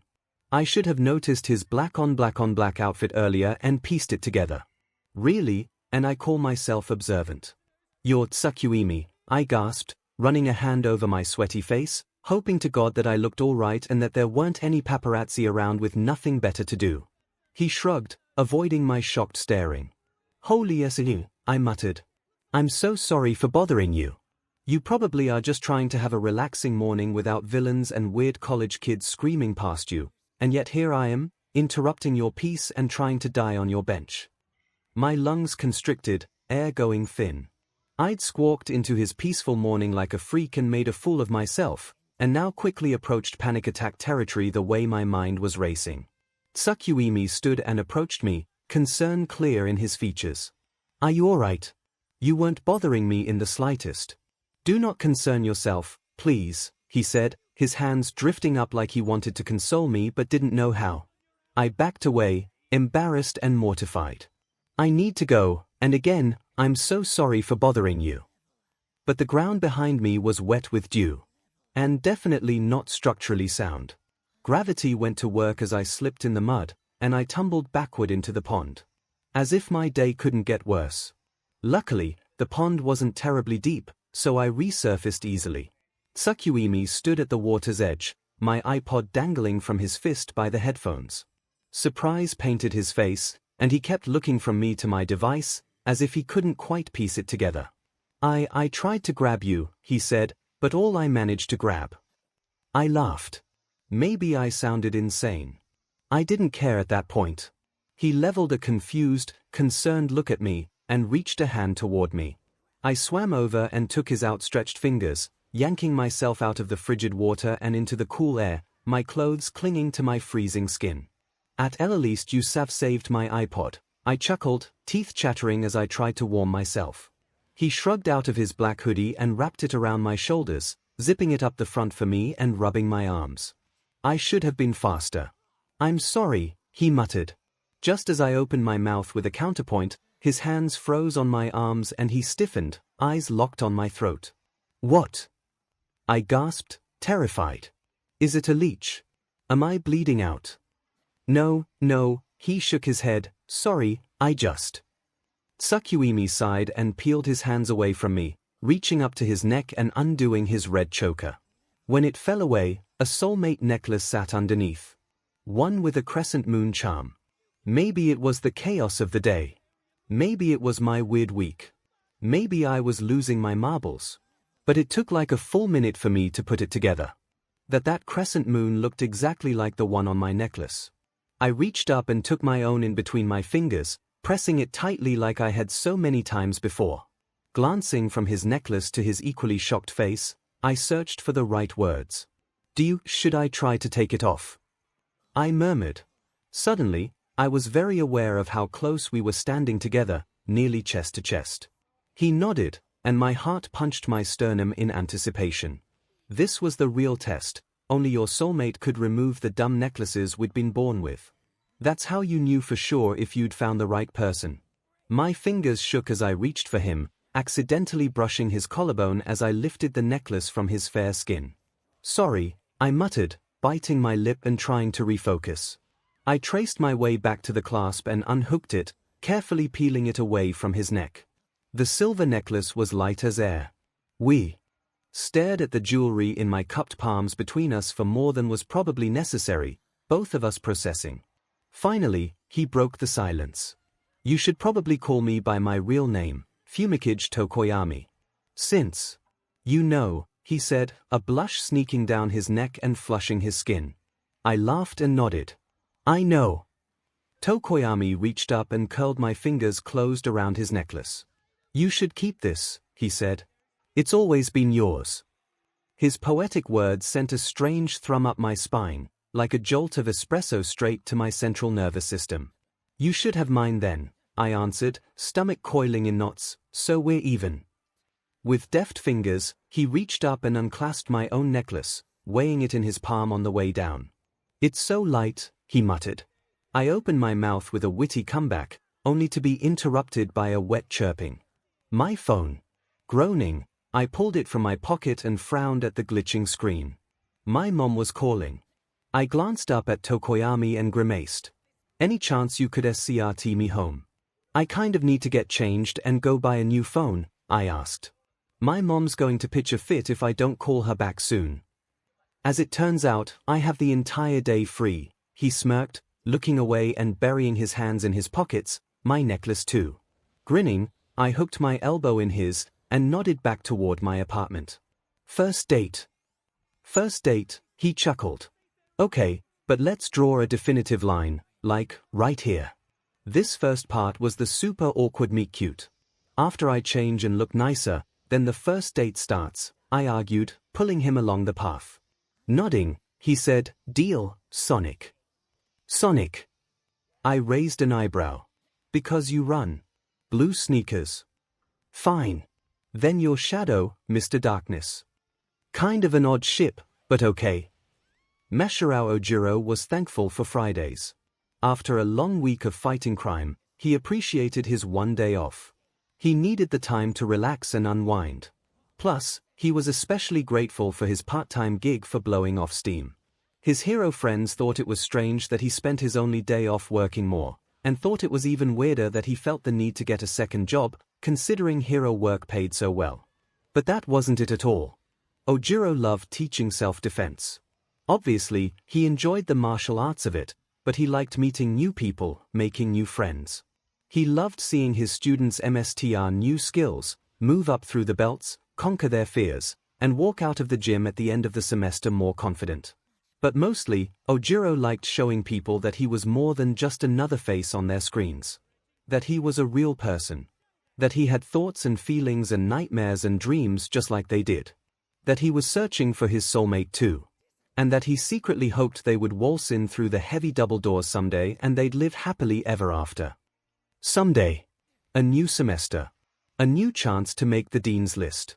A new set of classes in which I'd be completely ignored by everyone. Awesome. Fine by me.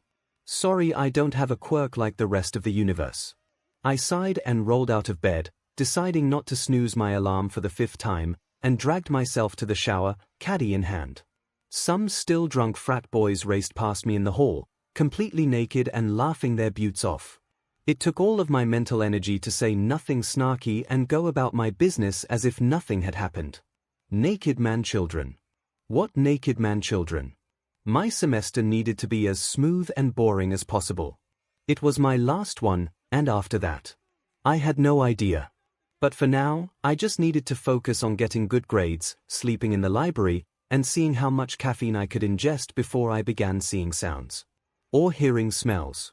And avoiding anything going on my record. That was the big one. After my hasty shower, I dressed in a university sweatshirt and jeans, some simple black sneakers. My gaze lingered on my soul mark, a port wine birthmark on the back of my hand that seemed like a Rorschach test, and I tugged my sleeve down to hide it. No time to worry about that today. My backpack was prepped for class, thank you to pass me, save for my workout clothes. I'd allowed myself one easy class for the semester, a half-credit self-defense class at the gym. After the rash of pervs near campus last semester, I wasn't taking any chances. Frantically throwing some sweatpants and a t-shirt I'd gotten for free freshman year into my bag, I zipped my bag closed, shoved my phone and keys into my pockets, locked up, and took off for my first class of the day. 𝐒𝐻𝐻 was burnt out. Exhausted down to his core. Disillusioned with the world.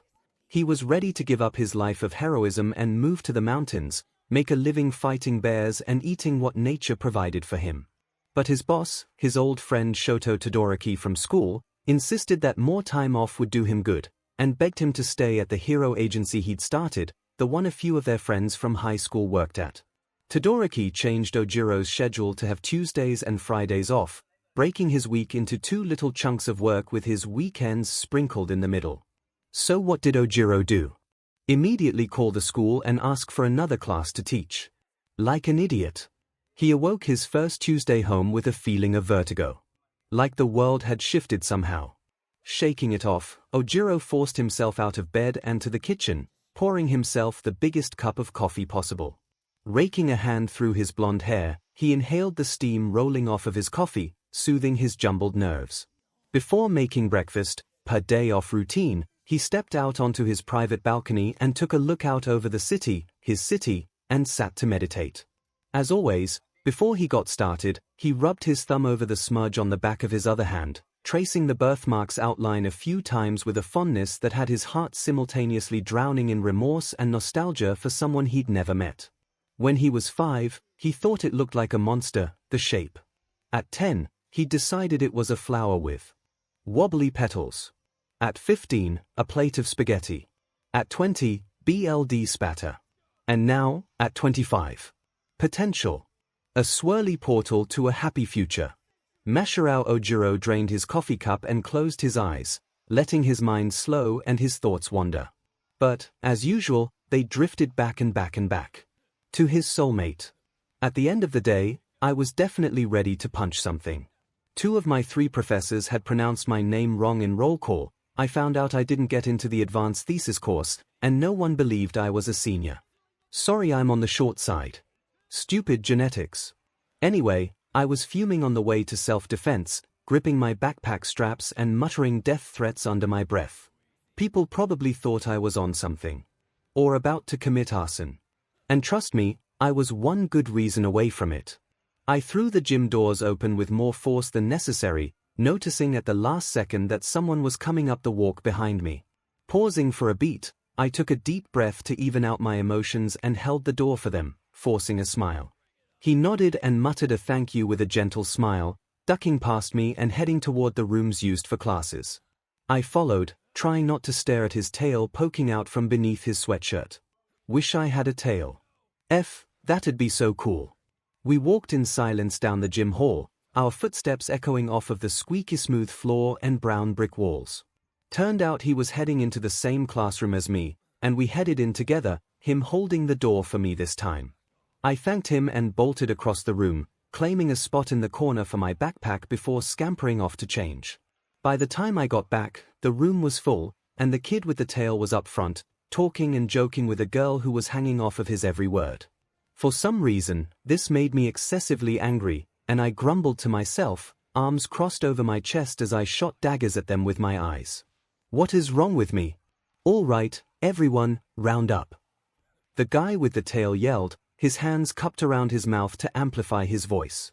Everyone in the class scooted a little closer, and he gestured for us to sit in a circle.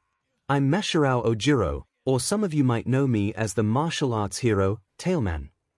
I stifled a laugh, covering my mouth with my hand. Tailman? Really? 𝐒𝐿 caught my gaze and smiled, his tail wagging just slightly behind him. I know it's kind of dumb, but you can blame that on 15-year-old me. Anyway, I'm here to teach you all self-defense for the semester. Here, we're all just regular people. No quirks. This is about survival. He paused for dramatic effect, a twinkle of mischief in his eye, but also about fun. No stress here. I give almost everyone A's as long as I see you're making an effort. Deal. A rumble of murmured agreement and a handful of nods seemed to satisfy him. All right. Then let's get started. 𝐒𝐿 hopped to his feet and peeled his sweatshirt off, revealing one of those dre-fit shirts underneath, clinging to his muscles and making my stomach do strange twisty things. Who can I get up here for a demonstration of today's move? My hand was in the air before my brain could reconnect to the rest of my body. Betrayed by my own hand. How rude. Smirking, 𝐒𝐿 pointed to me and gestured for me to join him at the front of the room. I scrambled to my feet and heard murmuring behind me as the others scooted out of the way. 𝐒𝐿 held his hand out for me to shake, a gentle smile on his face. Thanks for earlier, by the way, he said. Sure, I answered, and brought my hand up to meet his. I made a fleeting mental note that his hand was warmer than I thought, but just as calloused as I expected. The floor dropped out from under me, and the world went dark. I could still feel 𝐒𝐿's hand in mine, even though I couldn't see him. He squeezed my palm, reassuring me that he was still there. Then the lights came back on, my retinas burning at the sudden shift. But when I blinked, I realized we were standing in a field, the sun beating down on us, tall grass tickling my ankles. 𝐒𝐿 stood across from me, just as surprised and confused. I glanced around, and caught sight of a wedding not a few feet from us, the couple getting married. Was us. I tugged on his hand, guiding him to look at the doppelgangers. We were probably the same age, if not a little younger, dressed in medieval garb. We both wore flower crowns of white, lilies, roses, baby's breath, daisies. Just as the other us leaned in to kiss, the ground beneath us swallowed us whole again. And we were deposited onto the bow of a rollicking ship, waves crushing around us in a fine spray of mist. I squinted through the storm, and found doppelgangers of the two of us yet again, fighting back to back against enemy pirates. In the midst of a lull, 𝐒𝐿 and I shared a hasty kiss, and went back to fighting, swords flashing in the lightning light. Again and again, we jumped through time, watching previous iterations of ourselves finding each other through hardship and villains and darkness. All at once, we were back in the gym, the fluorescent light casting a sickly glow on 𝐒𝐿's handsome face. His tail wagged behind him as his eyes dragged across my face, neither of us saying anything. You okay? I jumped, startled by my classmate who had spoken up. My hand had involuntarily jerked out of 𝐒𝐿's grip, and that's when it all came together. I saw the back of his hand, where he had the same birthmark I did. Except, flipping my own hand over, I found that the once dark stain on my hand was now pale as scar tissue, shiny and smooth across my veins. 𝐒𝐻𝐻𝐼 raised his hand to put his soul mark beside mine, looking the same way. Mirrored. Laughter echoed back to me in the brick gym classroom, and I wondered who could be laughing at a time like this. Only when I looked up and met 𝐒𝐻𝐻𝐼's gaze, did I realize he was smiling at me with a hint of concern, and it dawned on me that I was laughing. I sounded like a lunatic.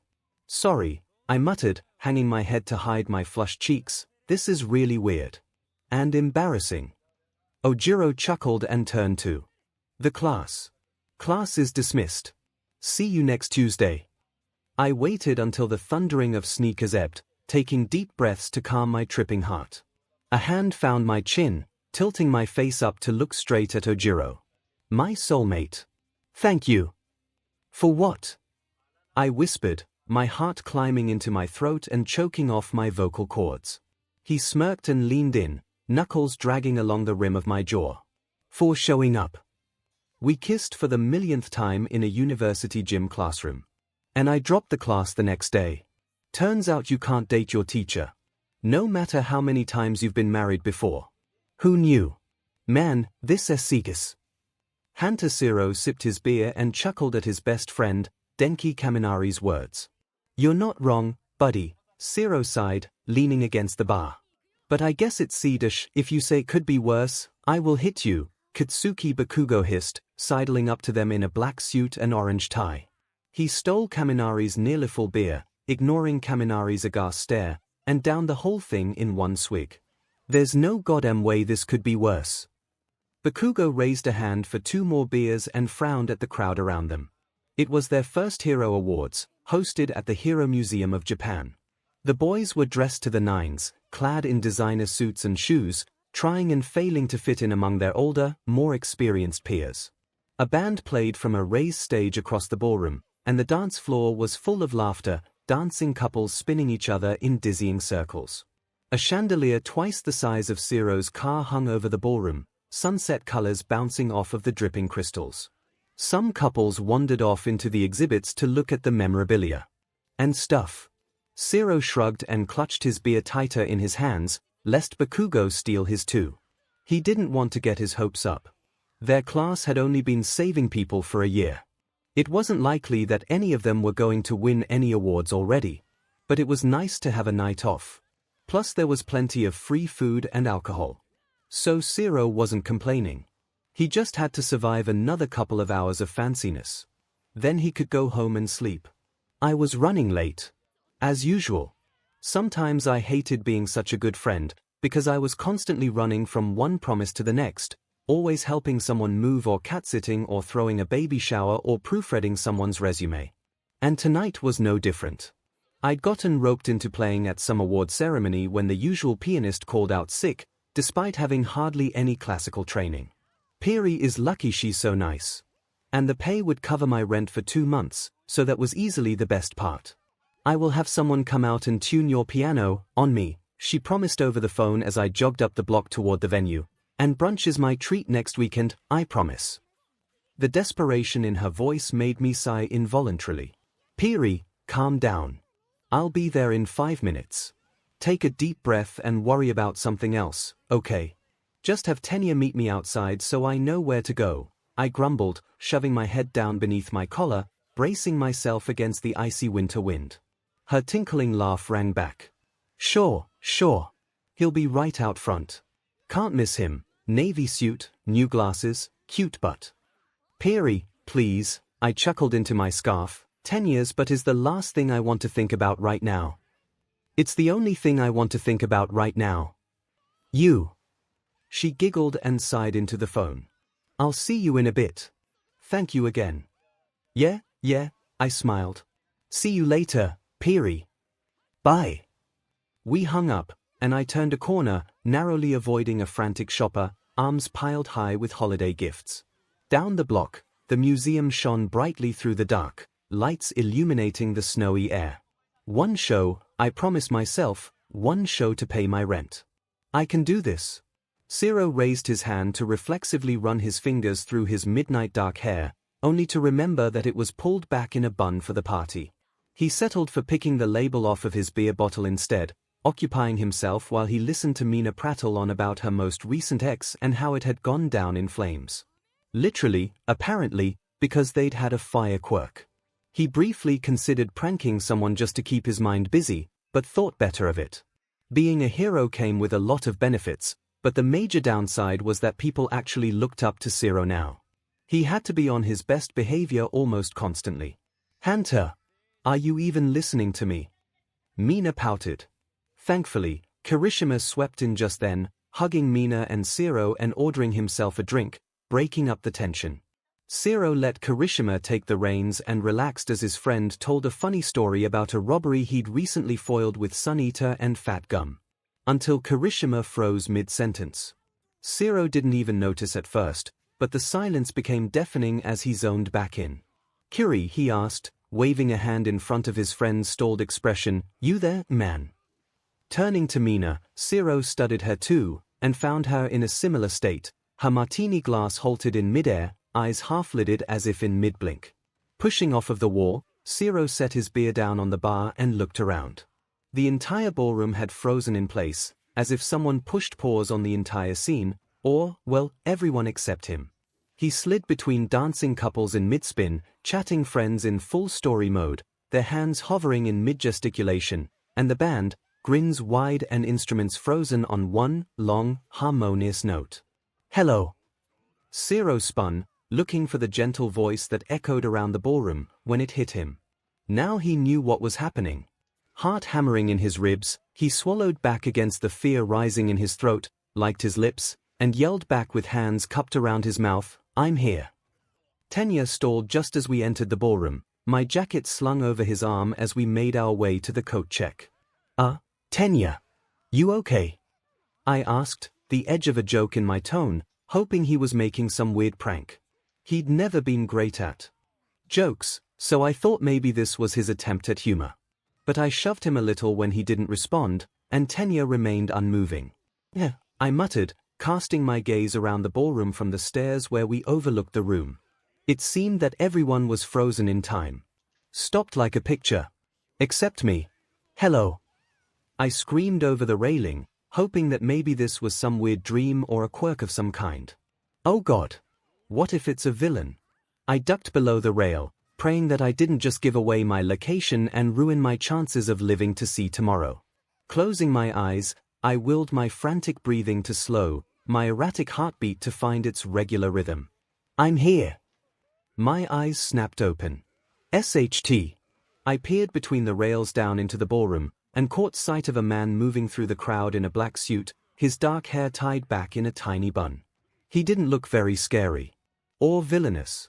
I must have made some kind of sound, because he swept his gaze toward me, and we locked eyes for a terrifying second. Hey, he grinned, waving, I think we're soulmates. Mortification seeped into my skin, cold as snow and thick as slime. Oh no. No no no no. I stood and, without saying a single word, I took off running. Wait. I could hear him behind me making some weird sounds, but I ran as fast as possible in my dress breathes. I didn't even know where I was going, but I needed air. I needed time to think. I needed to figure this out far away from him. Hang on, he gasped behind me, giving chase. My brain frantically tried to piece together where I recognized his face from as I banked around a corner and sped up a flight of stairs, but nothing was making sense. The only word I could think of, for some reason, was tape. Tape. I found an empty exhibit and ducked behind a replica of All Might in his Silver Age costume, catching my breath with my hands on my knees. A soulmate. Are you kidding me, universe? I cursed internally, shaking my head at the linoleum. There you are. Groaning, I looked up and found the man standing in front of me, an easy smile on his face. I'm not a villain, I swear, he immediately said, holding up his hands defensively. My name's Hunter 𝐂𝐿. Also known as the taping hero, Cellophane. He held out a hand for me to shake. I didn't mean to scare you. Promise. Eyeing his outstretched hand and his nervous grin, I straightened with a sigh. Guess I was right. I placed my hand in his and said, sorry I freaked. This was a last-minute gig for me, and I wasn't really expecting to meet my freaking soulmate tonight, I explained. He laughed. Me either. Start over. I shrugged, giving him a meek smile. Sure thing. I shook myself out, trying to rid myself of all of my nerves and terror from the last few minutes. It's nice to meet you, 𝐤𝐸. I believe you might be my soulmate. It sure does look that way, he chuckled. With a gesture over his shoulder, 𝐤𝐸 said, want to go grab a drink? We should still have a few minutes before everyone wakes up, if I remember right. Chewing my lip, I nodded. Sure. But just one. I've got to play piano in a few minutes, I explained. You play piano? 𝐤𝐸 grinned, extending his elbow for me to take. I looped my hand around his arm and laughed. There's a lot you don't know about me, Mr. Cellophane. He let loose a barking laugh, shaking his head. If you keep calling me Mr. Cellophane, I'll have to kiss you right here and now. What's stopping you? Mr. Cellophane. I teased, my cheeks warm with the unnatural brazenness of my words. Maybe it was the fact that 𝐤𝐸 was my soulmate, so I knew we were meant to be. But I usually never acted like this. The lightest of pecks brushed my cheek, and I giggled, my fingers flying up to touch the warm spot where his lips had been. When I glanced at him, 𝐤𝐸 winked at me, sending butterflies aflutter in my stomach. What have I gotten myself into? How could this night have gone so weirdly right? Wait until I tell Piri. Usual tonight, eraser. I slid a full shot glass across the bar toward the haggard hero, which he caught, face buried in his arms. Shota Aizawa grumbled a thank you and knocked back the alcohol without thinking, or asking what was inside, frowning as the drink burned down his throat. Tossing the empty glass back to me, he said, as long as it doesn't involve more of whatever that was, I'm in. Laughing, I turned my back to him, pulling my gaze away from his exposed forearms, taut with wiry muscles and pale against his black turtleneck sweater, as I fixed him his usual frothy glass of whatever was on tap, alongside a few fingers of whiskey. It was nice to see him, I had to admit. He didn't usually stop in during the week, and never twice in the same week. Something was wrong. What brings you in, stranger? I prodded, setting his drinks down in front of him with a wink. Hadn't seen you in months, then all of a sudden you're here twice in a handful of days. And you didn't even bring your sidekicks with. Don't tell him I see and Midnight I called them that. Aizawa chuckled, selecting his whiskey first and taking down half in a long swig. Can't a guy get a drink without having his motives examined? Maybe it was the alcohol fumes or the fryer grease wafting up from the kitchen, but... Was Shota Aizawa blushing? I raised my brows and squinted at his tired eyes, the dark circles painting his face bruised, the faint tremble in his hand. Not when you look like 𝐒𝐻𝐿, man, I countered. Fess up. What's the deal? Better to ignore the color in his cheeks than call him out when I could be imagining it. Ouch, he sighed, leaning back on his stool and avoiding eye contact. What do the kids say these days? I feel so seen. Quit calling me out like this. I came out to have a good time and I'm feeling so attacked right now.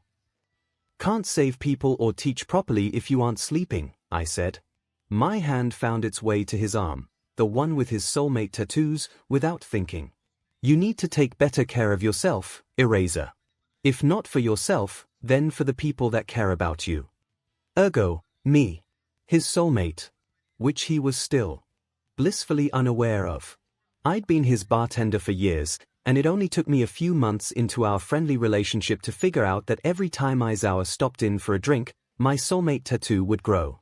For everyone, the thick, black lines started at your wrist. With every interaction between you and your soulmate, the tattoo crept higher up your arm in your sleep, slowly engulfing your body in a tapestry of ink and story. Mine was heavily geometric and line-based, stripes and triangles and bands of black disappearing beneath my t-shirt sleeve. Simple. Straightforward. No nonsense. Like him. Aizawa's tattoo was a black and white garden. Each time he came back, a new flower had bloomed on his skin, representing the conversation we'd had the time previous. The very first time he came in, he got challenged to a drinking contest by President MIC and ended up crying on my shoulder for nearly an hour before catching a cab with Midnight. The next time I saw him, a moonflower blossom had grown in near his wrist, symbolizing instability. After a particularly long absence, when he came back with a deep scar under his eye. We ended up making out in the alley out back during my break, and he returned a month later with a stalk of tuberose creeping up the center of his forearm. Dangerous pleasures. Once, he came in and never spoke a single word to me, drowning himself in cheap beer and onion rings, and still, a single bloom of nightshade popped up just near his elbow for silence. By now, all these years later, his arm was covered in a riotous garden of flowers.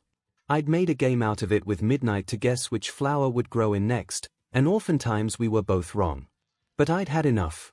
I told Midnight that the next time I saw Aizawa, I was telling him that we were soulmates. So, I guess that meant tonight. Oh dear. Still in there, he asked, tilting his head to peer into my face. His tired eyes caught me in their gaze, and he smirked. Thought you logged off for a second there. Stomach suddenly in knots at the idea of confessing to Aizawa, I smirked through the anxiety. Nah, I'm still here, I said, rolling my shoulders. What was I going to do? How was I going to break this to him without scaring him off? What was I going to say? I'd still been writing my speech back at my apartment. I was not ready for this to happen tonight. But if he continued on this pattern, then I wouldn't see him again for a few months. So it was now or never. A deep voice punched me out of my thoughts with a hey. I jolted as a hand came down on my shoulder, squeezing too tight. You're up in 5, my boss grumbled, his meaty fingers kneading my stiff muscles. Ah, right, open MIC night. Thanks, I managed.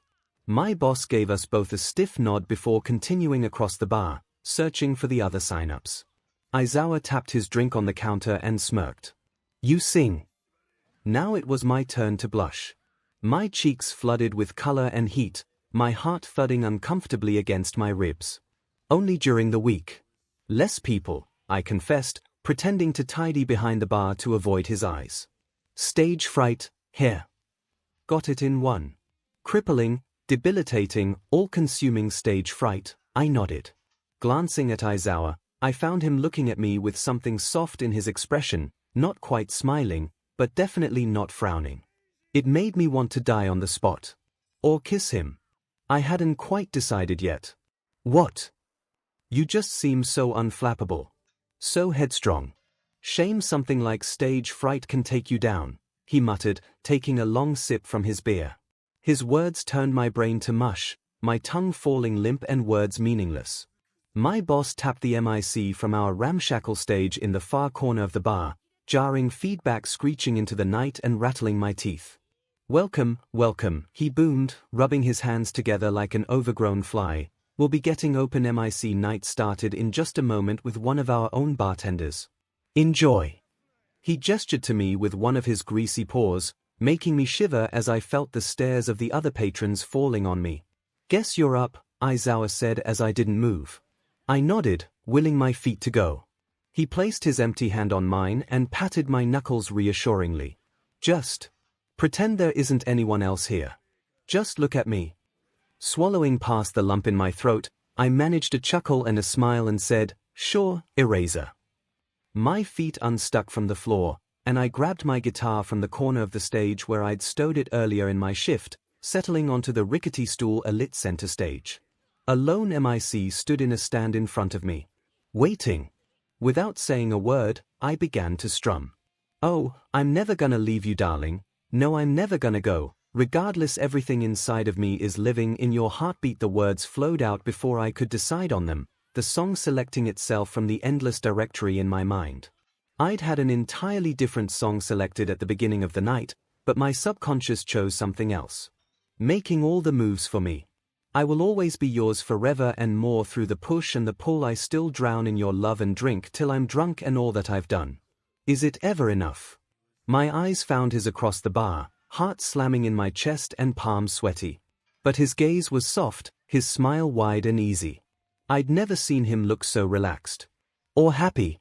I will write you this song to get back what's ours. Will that be enough?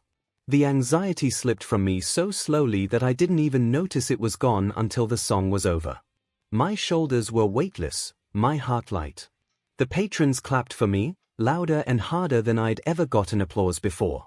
I stood, bowed, and stashed my guitar once more, jogging across the room to take my place back behind the bar. Leftover adrenaline rocketed through my veins, loosening my tongue and shaking my bones. Words began to spill out of me, all of them at once. I've never felt so free up there. It totally worked, Eraser. I don't know how you knew, but did he? I paused to look up at Aizawa, who stared at me with a fierce intensity that didn't quite make sense. Until I saw the black velvet box on the bar top, strangely appealing in the dingy bar. Before, just a few minutes ago, I couldn't get my heart to stop bouncing against my ribs. But now, I wasn't sure that I had a heart at all. It seemed to have stuttered to a stop somewhere near the moon. Open it, he urged, finishing off his whiskey in a gulp before resting his chin in his hand, still staring at me with those tired, intense eyes. My hands trembled as I picked up the jewelry box, gaze flickering to Aizawa more than once. It opened with a click that I swore could be heard around the world. Inside, a simple silver band. A ring. A ring.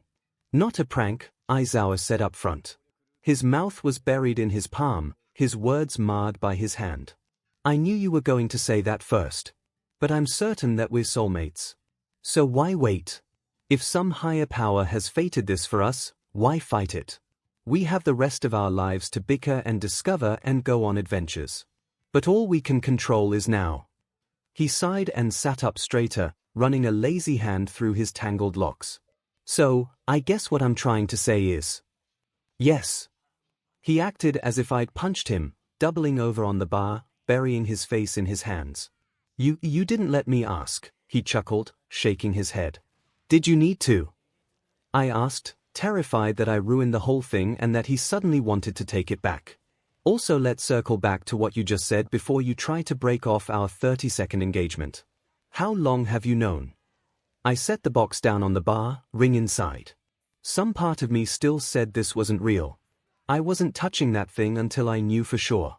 Grumbling into the bar, he said, a few months. Months? I sputtered, Aizawa, you've been coming here for years. Years. I face-palmed and let loose a groan. You're so dense. How'd you finally put it together? He was quiet for a second, then sat up and squinted at me. Wait. You knew? Maybe I knew, sure, I said, waffling hardcore. Were we having our first fight? Wow, record time. My boss did a lazy loop of the bar, glaring daggers at me and my lack of work. Maybe we can talk about it later. Like, on a real date. I am kind of at work, after all, I said, gesturing toward my boss with a tilt of my head. I don't bother you at work with proposals and erratic visits. Imagine me barreling into a villain fight just to propose to you. I busied myself with fixing a refill for Aizawa before noticing that the regular just down the bar needed another kamikaze. Eraser smirked and nodded. Busy tomorrow. Day off, I said, skittering off to hand the guy his backup shot and noticed that a girl down the way wanted a beer. When I got close again, Aizawa leaned in and said, first things first, call me Shota. Second, we're going on a date tomorrow night. Third, put that ring on your finger before I publicly propose again tomorrow. And the day after that, and the day after that. Somehow, he got my ring size correct. Imagine that. And the nicest rose grew in just above his collarbone a few days later. For love. Katsuki Bakugo got the call in the middle of a villain battle. He ignored the heavy metal music blasting out of his phone, or at least, he thought he did, without drawing any extra attention to himself. Gritting his teeth as the villain caught him off guard, he flailed for a second as they used their gravity quirk to send Bakugo shooting towards space once more. Will you thing stop? Bakugo yelled, firing up his quirk to propel himself through the air and out of the villain's range. Surrender now and make it easier for yourself. Stupid villains always making things more difficult. The battle could have been over 10 minutes earlier, had the villain had any self-preservation at all. Bakugo swung out, punching the villain square in the jaw with his gauntleted fist. The villain collapsed to the busted concrete, knocked out in one hit. A groan leaked out from their cracked lips as Bakugo neared, eyeing their prone form. Wimp. Glancing over his shoulder, Bakugo gestured for the police to move in, for them to begin sweeping the area, for them to find any injured bystanders. While he took the quirk-canceling cuffs from his belt, Bakugo replayed all of the things he could have done differently in his mind. Then he remembered the phone call. After fastening the cuffs on the villain and hoisting their limp body over his shoulder, Bakugo pulled his phone from his pocket and raised an eyebrow at the screen. Unknown number. With the villain securely fitted over his shoulder, Bakugo listened to the voicemail as he picked his way over the rubble from the fight, ready to head back to the agency, submit his paperwork, and call it a night. Good evening, Mr. Bakugo. This is Sora Kobayashi from the LUFF agency, and I have good news about your soulmate match. Bakugo had to fill out an extra form that night for dropping the villain's unconscious body on the ground in shock. But it was worth it. 𝐒𝐻ero Kirishima was sound asleep when his personal phone rang. Well, rang is the wrong word. His phone vibrated so hard that it shook right off of his headboard, smacking him in the face. Hissing and clutching his nose, Kirishima pushed himself up to sit, squinting at his bright phone in the dark of his bedroom. A strange feeling twisted his gut, insisting he answer the call despite not recognizing the number. This is Kirishima, he yawned, rubbing his eyes with the heel of his hand. Sorry to bother you, Mr. Kirishima, but this is Sora Kobayashi at the LUFF office. Do you have a second? He never felt more awake. After months of no word from the LUFF agency, now they had results for him. Yeah, of course, he said, sitting up straighter. What can I help you with?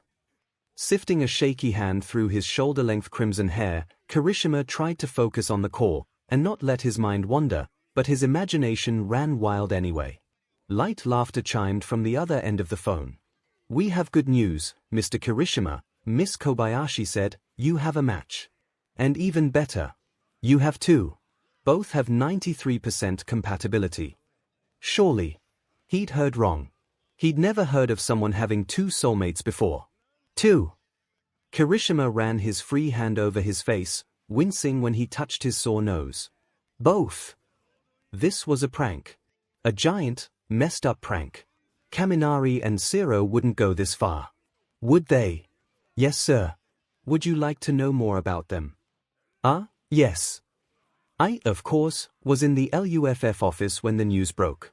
After taking the extensive written test and being thoroughly interviewed, I sat alone in a drab, grey cubicle for nearly 2 hours, crossing and uncrossing my legs, stretching, and trying not to pee my breathes. No one told me where the bathroom was, and I was too afraid to go looking for it. I couldn't find my way out of an open box. Sorry, I'm bad with directions, okay. Excuse me. Jumping at the sound, I flew to my feet and pressed down the creases in my dress breathes. In front of me stood a woman roughly my age with a perfectly styled, cotton candy blue bob cut.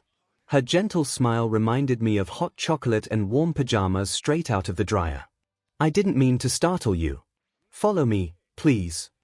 She led me silently through the glass-walled halls of LUFF, the headquarters of the soulmate matching system set up in Japan. I kept my head down, my gaze averted. But I could still feel all of the eyes on me. Maybe I'd broken the test somehow. The first person to ever get a 0% match with every single person alive. Or maybe I'd fed up the test with my terrible handwriting somehow. Maybe the essay questions hadn't been legible and the test graders had just chucked the whole thing in the bin and called it a day. Right in here, the woman said gently, guiding me through a set of glass double doors that she held open for me. I complied and followed her deeper into the complex, easily getting lost in the maze of halls and offices. Take a seat, she grinned, gesturing to a black leather sofa set when we stalled in an empty office. Anything to drink. I chewed my lip and said, actually, can I use the bathroom first? No one told me where it was earlier. We were there and back in what felt like seconds, the nerves eating up my memory already. Maybe we'd teleported to the bathroom and I just hadn't noticed. It didn't really matter. I settled into a black armchair, resisting the urge to bite my nails. Coffee, the woman asked, hovering near a mini fridge and coffee bar along the far wall that I hadn't noticed until now. Nodding, I requested cream and sugar. She handed me a matte black mug full of steamy coffee, exactly the color I liked it. I'm Sora Kobayashi, by the way, the woman said, setting her own mug of tea on a black marble coaster near her knee on the glass table between us. I'm the head researcher at LUFF, and I specialize in abnormalities in the soulmate data. That doesn't sound good, I muttered, staring into my mug. The warmth radiating from the drink kept me grounded, helped me avoid the panic attack that was in my near future. Miss Kobayashi smiled at that. In your case, it's actually a good thing. You see, we've analyzed your data. And we have your results. The prolonged pause she left me with sent waves of nausea through my stomach. Just break it to me plainly, Miss Kobayashi. I don't have a soulmate, right? Too independent, too ugly, too smart, too whiny. I've heard it all. She raised an eyebrow and said, on the contrary. Your data matched you with 2 soulmates. Both with 93% compatibility. You can't be serious, I laughed. Me. 2 matches. Her computer must have been wrong. The calculations were off. Incorrect math or something. Right. Faulty numbers. Used the wrong variable. Added a 2 when it should have been a 12. Math isn't my strong suit. Well, yes. We've already contacted them and let them know as well, Miss Kobayashi continued. Despite my obvious nervous breakdown, you 3 can decide among yourselves how to proceed. I swallowed the hot coffee in my mouth, hissing as it burned all the way down. Proceed. I choked. Miss Sora Kobayashi picked up her tea from the table and sipped it, smirking at me. Well, you are soulmates after all. You'll have to decide which of the 3 of you is left out of the relationship. Awkward. That's the only way to describe it. After a lot of texting, my soulmates and I decided to meet up face-to-face at a fancy restaurant in downtown Musutafu, which I could barely afford, but I wanted to show them that I cared. And could look hot while doing it. My roommate picked out my outfit for me, because apparently I can't do anything for myself properly, and Wolf whistled as I made my way out the door. She winked at me as I frowned at her, and yelled, "Go get him," even as I slammed the door on her positivity. The whole walk over to the restaurant, I panicked. What if they made me pick up the entire tab? What if they were terrible people? And with a 93% compatibility. Did that make me terrible, too? What if they changed their minds? What if they chose each other? What if? I found myself in front of the restaurant earlier than I expected. My hands shook as I let myself in. There was no going back after tonight. Welcome to Root. Do you have a reservation? The silver-haired maitre d' greeted me with a genuine smile, his tuxedo pressed and tie sharp. I gave him my name, and he promptly guided me toward the back of the restaurant. Your guests have already arrived. Quite punctual, those 2. My cheeks warmed over, and I kept my eyes concentrated on his back, chewing my lips. Punctuality is good. Right. Right in here, the maitre d' said, opening the door to a private dining room with a bow. Enjoy your dinner. Someone will be along shortly to help you. Thank you, I nodded and ducked inside, ignoring the thundering of my heart through my veins. Inside, 2 men sat at the table I'd reserved. They seemed to be joking and arguing about something, but they paused when I walked in. Wait a second.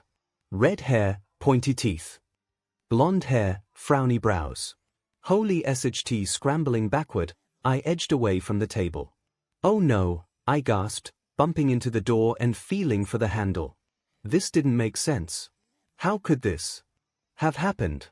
My stomach in knots, I turned to face the door and gripped the excessively complicated door knob mechanism. I've got the wrong room, I'm so sorry. I'm looking for my soulmates.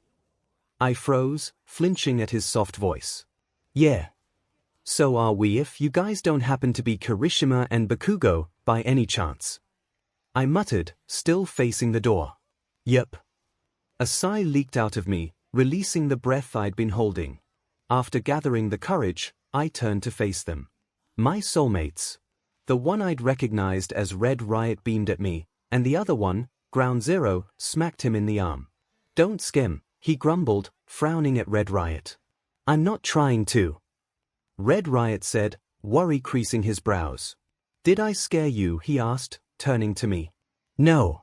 Not at all. Wait. Do you 2 know each other? I mean, besides the crime fighting and stuff. I stepped a little closer, still too nervous to sit. Ground Zero stirred his drink with his straw, averted his eyes, and said, we went to high school together. Something told me that that wasn't the whole truth, but I nodded anyway. Okay, great. I'm glad you guys already know each other. That makes this less stressful. Red Riot smiled again and gestured to me as he spoke to Ground Zero. See? It's not bad that we have history. Grunting, Ground Zero said nothing, his eyes focused on his drink. I chewed my lip, getting dangerously close to the bleeding territory. The words of worry lingered on my tongue, begging to be asked. Why didn't you guys just confirm your match earlier? Before I took the test. I blurted. I needed to know. The two of them paused, looked at each other, and then at me. We didn't match until you took the test, Ground Zero said slowly. Red Riot nodded. Bakugo and I took the test last year, when we turned 20. We waited for answers and got nothing until just the other day when we got the call from LUFF. So we figure. You're the missing piece. You're the key to this. If I didn't know better, I'd suddenly manifested a lava quirk. My cheeks flared so hot that I thought they'd begin to shoot lasers. But we have to choose, I managed, my hands flying up to cover my reddening face. Miss Kobayashi said we have to pick just two of us. What are we going to do? Tears crept in, my voice ragged around the lump of premature fear in my throat. A sigh came from one of them, I wasn't sure who. A chair scraped. And I felt arms around me, tight and comforting. When I peeked, Ground Zero, Bakugo, frowned and avoided eye contact as he hugged me, awkwardly patting my head.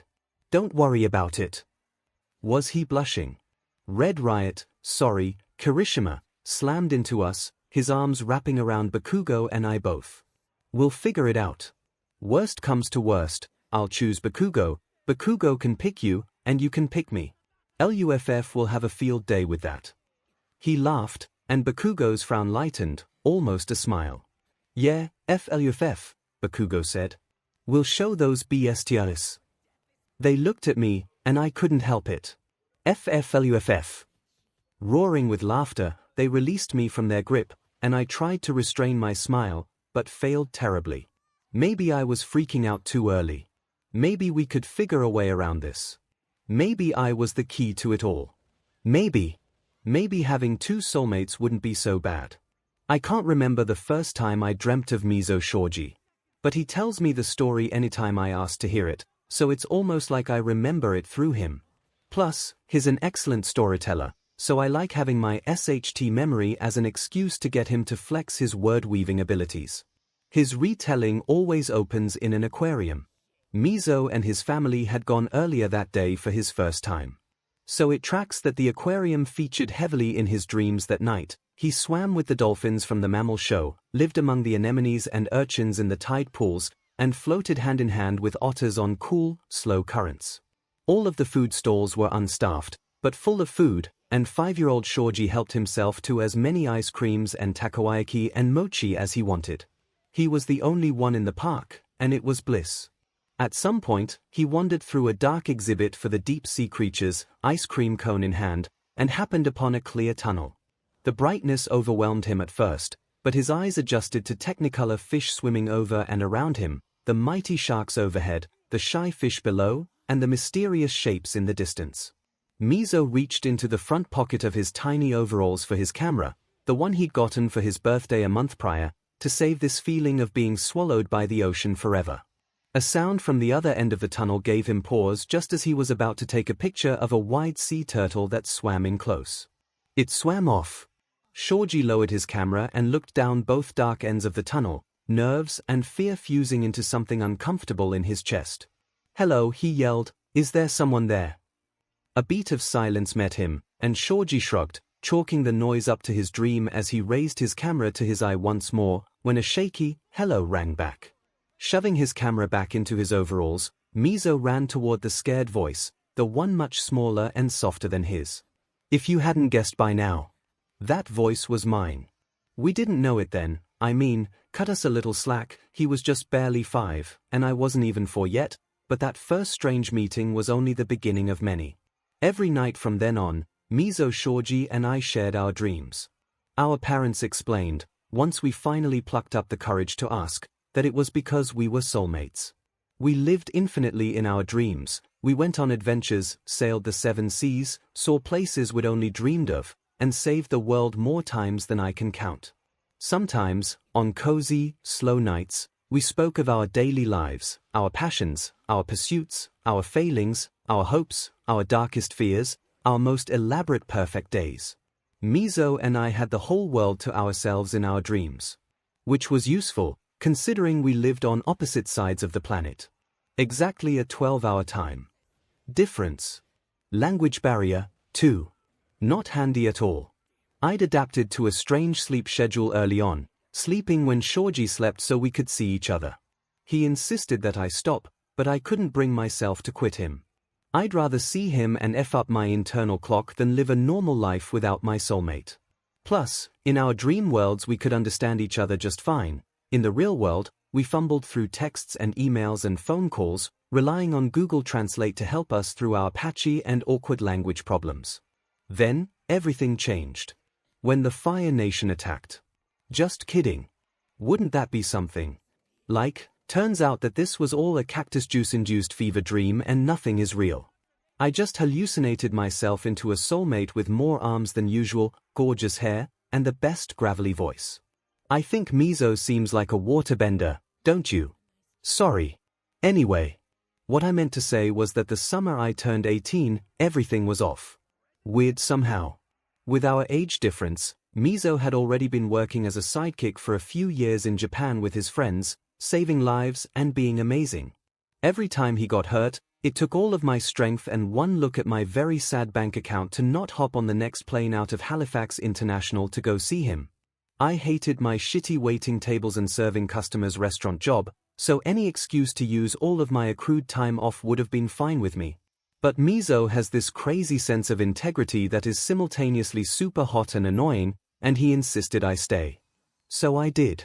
Little did 𝐒𝐿 know, I was saving up my tips and meager paychecks for a plane ticket to go see him. We'd never met before, except on the metaphysical plane of our dreams, which isn't quite the same, and I'd been secretly speaking with his friend Tokoyami about surprising him for his next birthday. And I'd been paying the only Japanese kid in my small town to tutor me so I could actually speak to my soulmate. So I buckled down, showed up for work every day with a smile on my face and a goal in my mind. And roller skates on my feet. Vintage diner. I forgot to mention. He texted less and less, citing extra hours at work or a new villain popping up in his town. Sometimes I didn't get a reason. I understood, though.